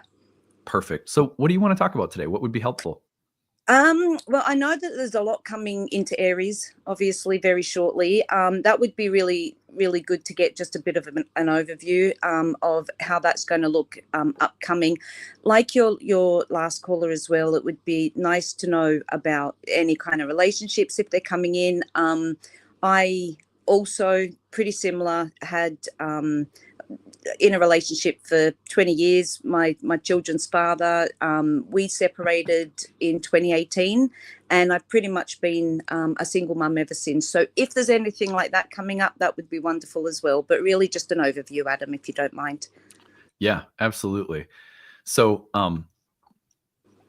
Pluto's just entered your 7th. So it would make sense to me that a current of evolutionary and transformational energy would be sort of entering your life through the realm of relationships. That is so basic, so obvious that I feel like we have to start there and just say, with respect to love and relationships, could we see something coming? Yes, I totally. Then it becomes a matter of timing. Like when in the 20 years of Pluto in Aquarius would we see it, right? Yeah. That gets interesting because there's an argument, there's a case to be made that it could be very soon based on the emphasis of the Aries house where Venus is held, right? So you've got Venus in Aries. We've got a Venus retrograde in Aries coming up. We've got a bunch of planets entering Aries in March, including Saturn and Neptune in March and May, a solar eclipse in the sign of your sun, all of which on the outside may look kind of like, well, that should just have to do with ninth house topics. But when Venus is in the ninth, the connection between love and ninth house topics could be active. And then with Pluto also entering the 2nd, we have a little additional context that could point us in that direction. So I say that there's like a medium to slightly strong possibility. Like I don't put it as like the strongest case, but it's like it's not low, it's medium to high, somewhere in there, that the spring transits could bring something in the realm of relationships. If not, then I would suspect that it would be something very ninth housey in the spring.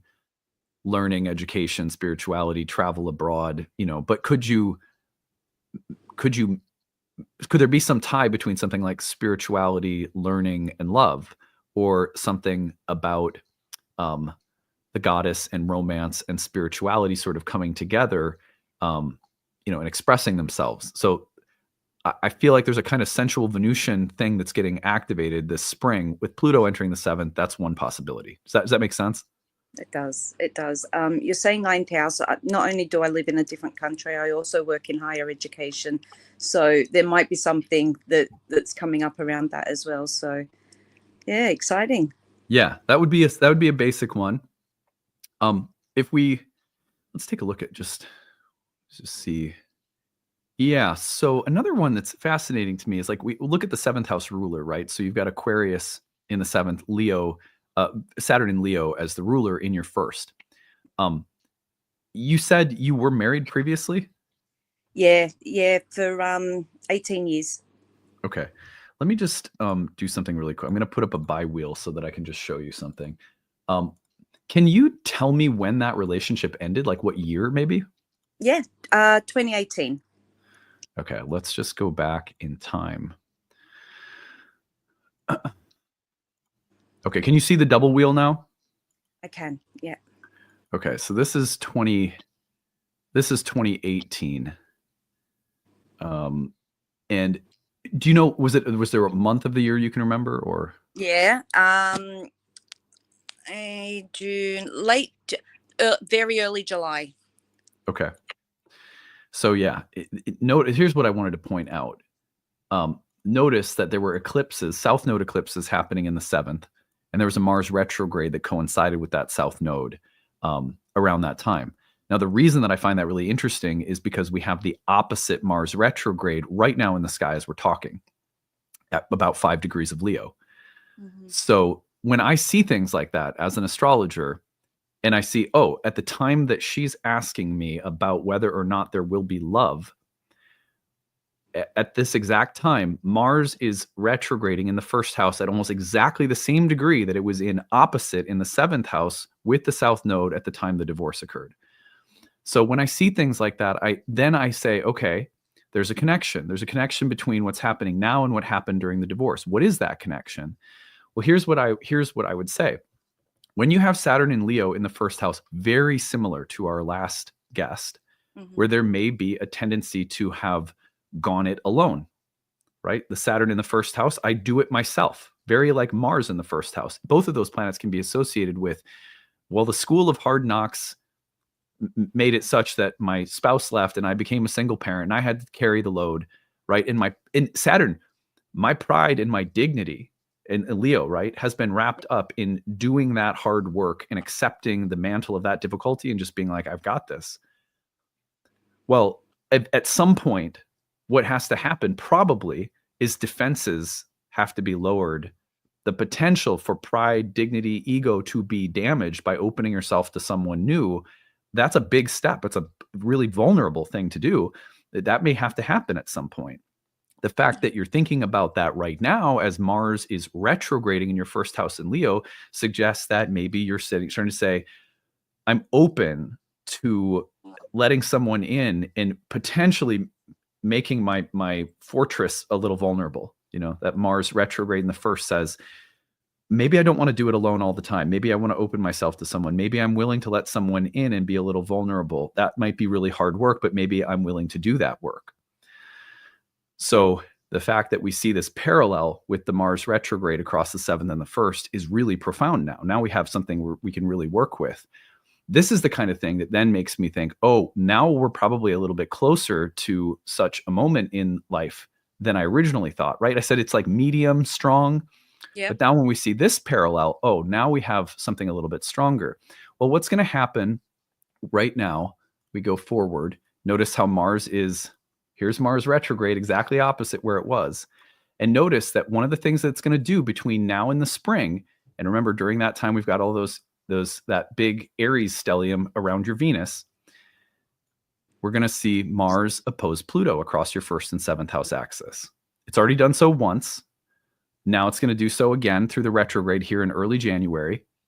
And if we take this forward just a little bit further, it's going to come back and hit the opposition again by April. Now, during that time, we have, at that point in time, look at what's happening. Now we have Venus, Saturn, and the North Node coming together in your 8th house. And they're all squaring your 8th house ruler, which is Jupiter. During a Jupiter return. To me, this looks like the possibility of someone maybe coming into your life through community, through social circles or networks, things like that.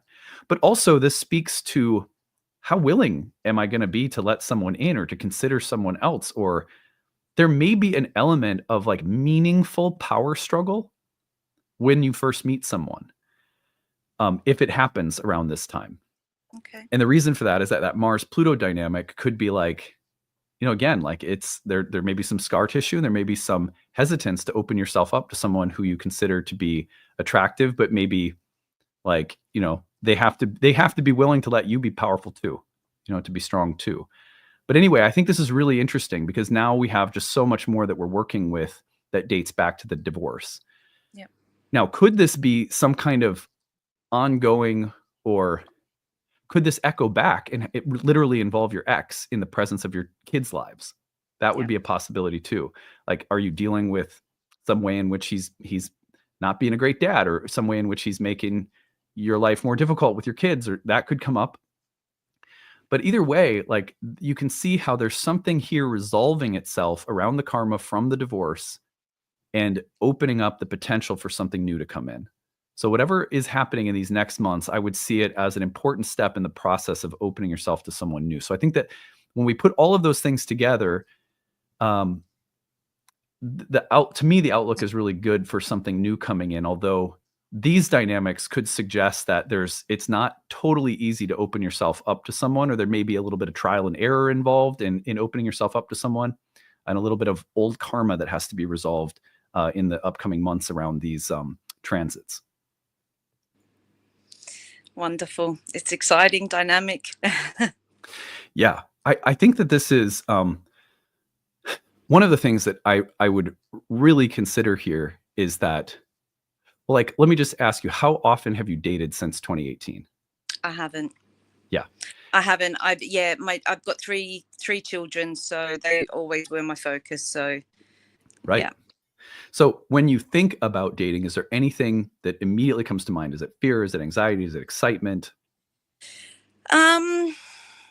No, I think now I'm kind of open to it again. I think you've hit the nail on the head, Adam. Like, I'm very much a Leo rising, and it is my castle, that would be hard, I think, but I've learned a lot, obviously, from my previous relationship. I've learned a lot about myself. I've done a lot of self-healing and things like that. So hopefully I am going to allow those defenses down. It's just whether I'm ready to. I think I am, but I'm not sure if I could be. And this could test that, right? This could be just like a test run too, like a stress test, like how ready, how open am I? It doesn't have to happen right away. You're in a year where Uranus is squaring that Saturn all year, and that Saturn is like, I'm very comfortable in being the queen of my children and identifying my pride, my importance, my beauty in how well I play that role, how well I protect my kids, how well I raise them. Like, there's so much there that is like the mark of a survivor, and the mark of like a matriarch, like a queen who's got this. But that Saturn Leo is retrograde, and Uranus is hitting it. Mars is hitting the Pluto across the axis. I just think that the idea that you could share a distribution of power in a relationship, of responsibility, that someone could enhance your self-worth and pride rather than just detract from it, those are going to be challenging things to work with. And it may not be the first person that comes in, but the second or third, once you sort of opened yourself and established, how am I going to maintain my dignity while opening myself up to someone new? Wonderful. Thank you so much. Yeah, good luck. You let us know how you do. You send me a message on Instagram or something. Give me an update. I want receipts. Absolutely. I know. I certainly will. Adam, thank you so much for your time. And I've donated over the last few years. Actually, I still have to do it for this year, but I will. Thank you. Deeply appreciate it. Appreciate you, and I hope you have a great day. Appreciate you too, Adam. Thank you so much. You bet. Bye. Awesome. Feeling the vibes. I love hanging out with you guys. Love doing readings. I think we learn so much from doing readings. There's not really a good substitute for live readings when it comes to studying astrology, which is why in all of my programs, in our year 1 program, we have 9 classes toward the end that are all 2 to 3 hours long, devoted to having a live client come in for a full hour reading, like a real live client reading, not like a 15-minute mini. We unpack that afterward in discussion, where you can ask questions. You can ask, why this? Why not that? How did you handle this? How would you handle that? That kind of experience is how we need to train astrologers across the board. We don't. We spend tons of time with lectures on techniques, philosophy, history, and those are important things to learn. Absolutely. For sure. We have lots of that in our programs too. It's also really important that we have a full year in our 3rd year program devoted to live clients, counseling, and how do we use this material to support people? How do we be real but encouraging? All of those things are the experiential component of our curriculum that I'm really proud of, and that I think most of our students love the most in our program. So come study with us. Donate through the Kickstarter. Pick up a really nice discount on our classes. Our classes, 4 years of curriculum, go down to only $500 per class when you get the 4-class pass. That's our best deal. It's like 75% off. You can spend the next couple of years studying with us and immerse yourself in a really amazing community of other people too. Our whole staff. You're seeing me, but wait till you get to know Saffron. Wait till you get to know Anita and Meg and Marjorie and Erica and Raimundo and Aaron. All of our people are so fantastic. So yeah, it's a really wonderful community once you get into it. Now, one more reading before we close today. Melissa, hey, how's it going? Sorry, I gotta unmute my mic. Hi, it's going. Good. Yeah, that's about all we can ask for, I guess. Let's see here. I'm gonna get your what's your date of birth? 7/30/81. Okay, that's my daughter's birthday, July 30th. Oh, really? Yeah. I knew she was. You mentioned a couple times you had a Leo, but yeah, that's awesome. Yeah. What's your time of birth? 11:35 a.m. And the time, the place? Dallas, Texas. Yeah, you've got a Leo mane. Like you look like a lioness. I love it. I was multitasking. I was showering while I was watching because I didn't expect it to be the live, and I was like, oh, it's the live. Yeah. Oh, I probably won't get on there. Oh, I better hurry up. That's awesome. Amazing. I'm glad you could be here. So let me see. I've got you as a Libra rising. Does that sound right? That is correct. All right, cool. I'm going to put your chart up on the screen, and you just tell me what we could talk about that would be most useful. I was thinking about this, and my life is just a constant barrage of transformation. And I've had to do a lot of shadow work. I've had a lot of different career paths that end up ending in just absolute shambles. So I guess, how can I be proactive in this new transition? I just moved in with my father. I'm 43 years old. And it's another start over. And I'm just wondering, is it ever going to just calm down? Yeah, that's a fair question. And one of the things that comes to my mind, I'm sure you probably know a bit about astrology. You're aware that you were born under what's called the balsamic moon. Yes, and someone pointed out that it was basically close to the eclipse. Is that correct? Yeah, so you were born not only under balsamic moon, but also within hours of a solar eclipse. Yeah, I feel it every time. Yeah. Let me try to describe this 11th house for you, because I think you'll find this description useful. Sometimes it can help to sort of understand what the path of destiny looks like with respect to the sun and moon, because those are two big players in the chart, at every chart, that sort of describe the path of the life overall. And when you're born under a dark moon, under a solar eclipse, that can take on a lot of significance. And unpacking that can be a really useful way of starting to understand some of the broader dimensions of the lifetime. So first of all, let's talk about the 11th house where these planets are placed. The 11th house was called the joy of Jupiter, and it was called the house of good spirit, the good daimon. Now, broadly speaking, the daimon and Jupiter and the 11th house are all connected in a few fundamental ways. The first is that both Jupiter and the good daimon and the 11th house all refer to the feeling that you are being supported in life. So Jupiter is a planet called the greater benefic that was broadly associated with that feeling that you get that you're on a path in life, that your life has meaning, that has purpose. There's some days in life where you go, oh my God, the universe is affirming my existence. I feel supported. I feel like I have a path. I feel like I found it. I feel like I'm on it. And I feel like things are supporting around me to help me on my path. All of that is, broadly speaking, the beneficence of Jupiter. The good daimon is associated with Jupiter for the same reasons. When you feel like you're on a path in life and you feel like you have that support, there's a way in which you feel like good spirits are guiding you. That's a common idea in the ancient world that was associated with Jupiter and with the 11th house. Now, the 11th house is associated with both things, with all things that support us. It was called the house of allies and good spirits, the house of support that comes from various people. Now, it could have a very mundane meaning, as in the people who support you in your success or your ambitions or wealth or power or blah, blah, blah.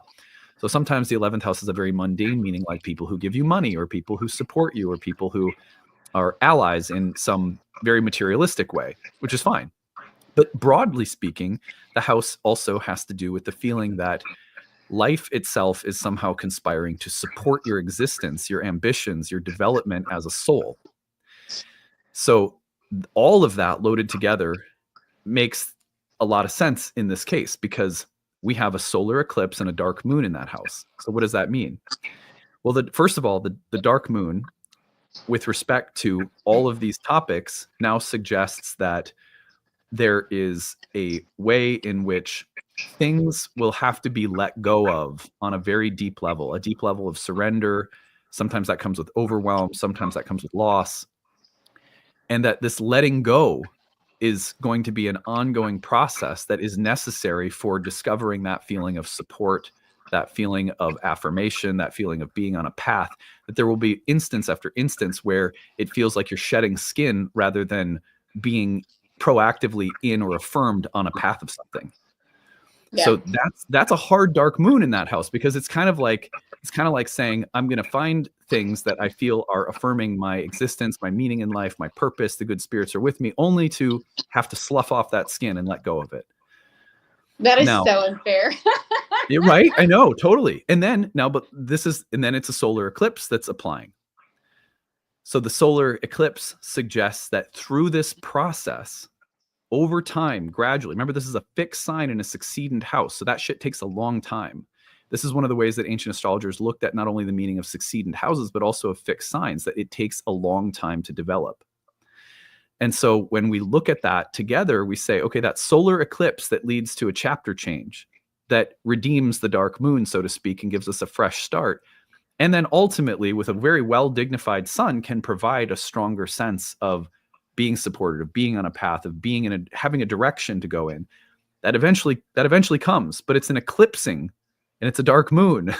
So it doesn't come easy, right? It comes long, slow, and after a lot of sloughing off. But knowing that can give you patience. Knowing that can give you a sense that, like, my whole life is not going to be defined by this ongoing, feeling of finding things only for them to not work out, or only to slough them off, or only for them to be unstable or whatever. So then we have to time out when that kind of transformation is likely to happen. Well, if you were sitting with me at 20 and I saw that, and I know what I know now, I would say, okay, well, anytime major outer planetary transits hit the moon and sun and north node in your chart, hard aspects, you're going to see more of the development of the Dharma, the sense of, this is me, this is what I'm doing. We haven't even mentioned the fact that your ascendant ruler is also in the 12th, which makes it very hard to understand what your Dharma is. That's another factor that's playing in here. But what do we see coming right now? We see Pluto hitting your south node in the 5th house. What was the 5th house called? It was called the joy derived from one's Dharma. Mm-hmm. It's going to hit the south node in that house. It's going to oppose that balsamic moon. And then in the next couple of years, give it 3-4 years, Pluto will oppose your sun. I guarantee you, in 5 years from now, I know it sounds crazy. It sounds like a long time. You give it 5 years with Pluto opposing your moon, eclipsing your south node, opposing your sun, you're going to be in a totally different universe in your life, and one that I suspect will not resemble the past pattern. It's hopeful. I like it. Yeah. I mean, one of the things that I would say is that whatever you do, you can also look at things in your chart to understand what your natural gifts or abilities might be, what path might be appropriate or not. For example, the Mercury, Mars, and Cancer might be something that represents skills or abilities that are more innate, or the stellium in Libra. Oh, what do you do? So I've done a lot of things. I've done all the things. There's literally not a job I haven't done. But this is one of my teacher shirts, and I'm really good with kids. I work in SPED. That's what we call it here in Texas, special education.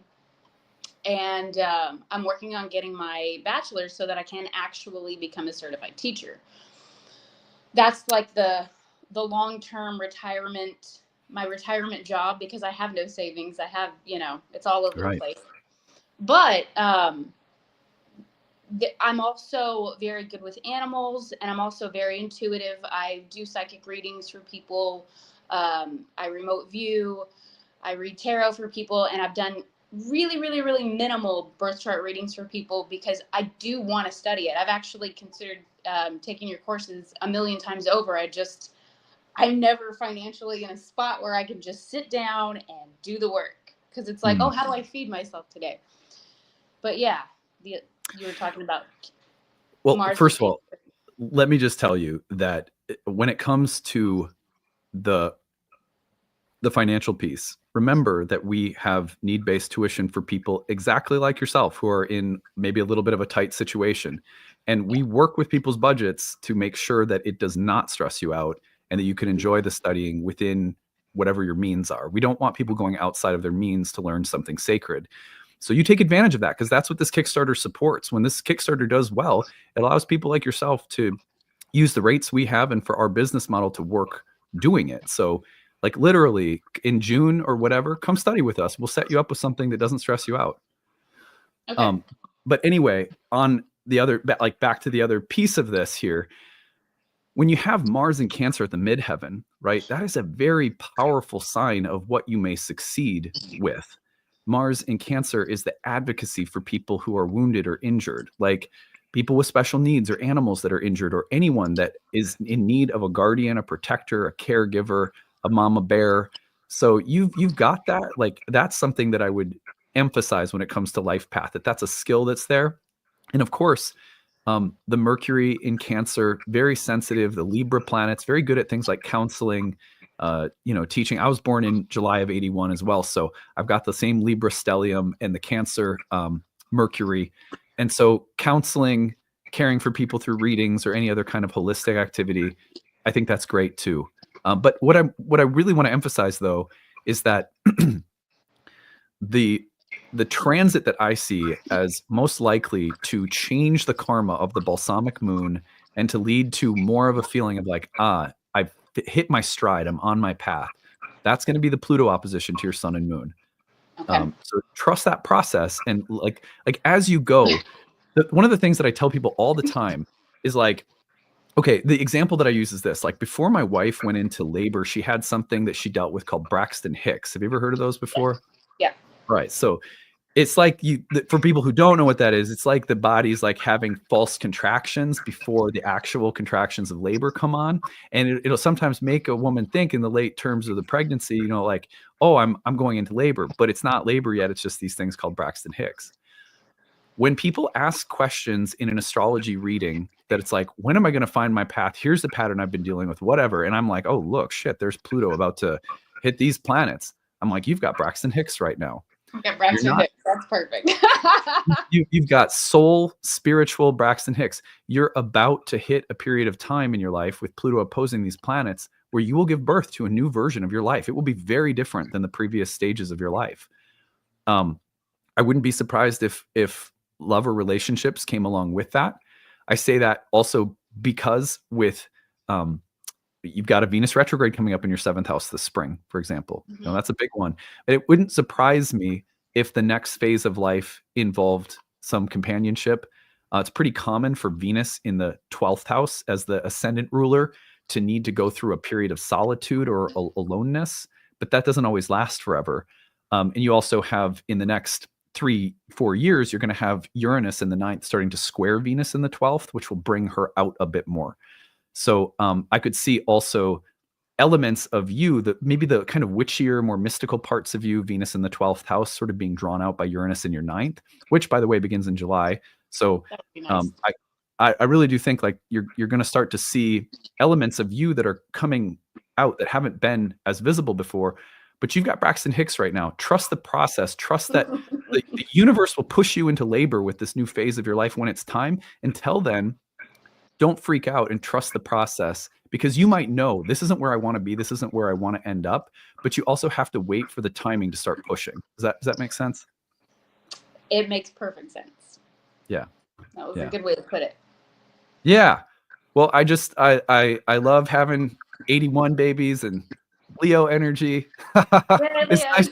Yeah, it's nice to hang out with you, Melissa. Thanks for being here. Really appreciate you. Thank you so much. I really appreciate your content, and I watch every day, and it's awesome. And I just donated today, so I'll Oh, check back thanks. in with you guys in June, and maybe I can get on some training. You do it. You do it. You just let us know. We'll help you out. And then the other thing is, hit me up if things start happening that are interesting for the sake of this reading. Hit me up on Instagram. I've been telling everybody that who comes on, just send me a message, tell me what's new. Because one of the things that might be fun to do at some point would be to bring some people back that we've had on previously and like hear a little catch up or something. So yeah, so let's think about that. So you just stay in touch, okay?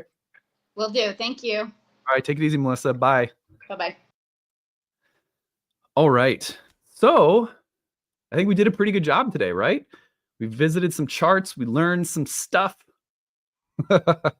So and guess what? During this live today, we've had the support of like 20 some backers. That's fantastic. What I am going to say here at the end is that let's try to make it 100 today. We can do 100 today. Why not? Why can't we? It's Friday. We better do it. So the link is in the comment section. Again, you can find the link to donate in the description of this video. You can find it on the website, nightlightastrology.com. If you are someone who benefits as a student, as a spiritual seeker, as someone who relies on this channel as a part of what keeps you anchored, what keeps your shit together, because I've got mine too. I've got some things that I have in my life that are useful like that. This practice is useful for me. But if it's something you value, then consider contributing, because you're not just supporting me and how I support myself and my family, which is of course very important to me, but this is how we support Bruno. You guys don't know Bruno, but he's a full-time social media manager that handles everything. He makes sure everything looks good. He creates the transcripts for you guys. You're supporting Saffron, who is our executive assistant, who answers tons of emails and helps people get enrolled in our classes and helps people talk about their financial situations and matching them with a budget that works for our programs. All of our tutors who work for us. The success of this Kickstarter and the sale of the programs through the Kickstarter support everything we do. The model of generosity that is at the heart of Nightlight works because people who value this free content are generous in exchange. And we use that to build the careers of astrologers. We use that to build the careers of people like Alex and Dana and Whitney and Alexandra. It is my goal at this stage of my life, 15 years into my practice. I've seen 13,000 clients. I have gotten everything I could possibly ask for as an astrologer. What it's time to do now is use this platform to build and develop the success of other astrologers, to support people whose dream it is to study and do astrology. And so when you support this, you're supporting really what I consider to be a team ethos and a community ethos at Nightlight. So I really appreciate all of you who have already donated. I mean, 633 people who have already donated, but we have to get to 1,937 by New Year. So we still need a lot of support, and appreciate it if you would pitch in $5, $10, anything works. Pick up a gift when you do so. All right, that is it. Thank you. Have a great day. And we will be doing another live stream. A couple of things, actually. So tomorrow, I did a talk today on the sun entering Capricorn and squaring the nodes of the moon. You might want to check that out. Tomorrow, I am actually rerunning an episode that I did on the Saturn-Pluto conjunction of 2020. I hosted a panel talk where I had 8 astrologers come on and predict what they thought the Saturn-Pluto conjunction of 2020 would bring several months before the pandemic arrived. That panel is amazing to rewatch, because you remember what a shit show that year was. I mean, it was intense. So what I'm saying is tomorrow, rewatch that Pluto panel. I had Becca Tarnas. I had Jason Hawley and Gray Crawford and a ton of astrologers on that panel. Rebecca Gordon, I think Jen Zart was there. Sam Reynolds was there. So a ton of astrologers who all weighed in on what Saturn Pluto would bring in 2020, several months prior to the pandemic. If you want to understand how archetypal astrology works and how astrologers can get things absolutely right, but never see exactly the events that are coming, watch that panel, because everybody nailed it, but no one had any idea exactly what was coming.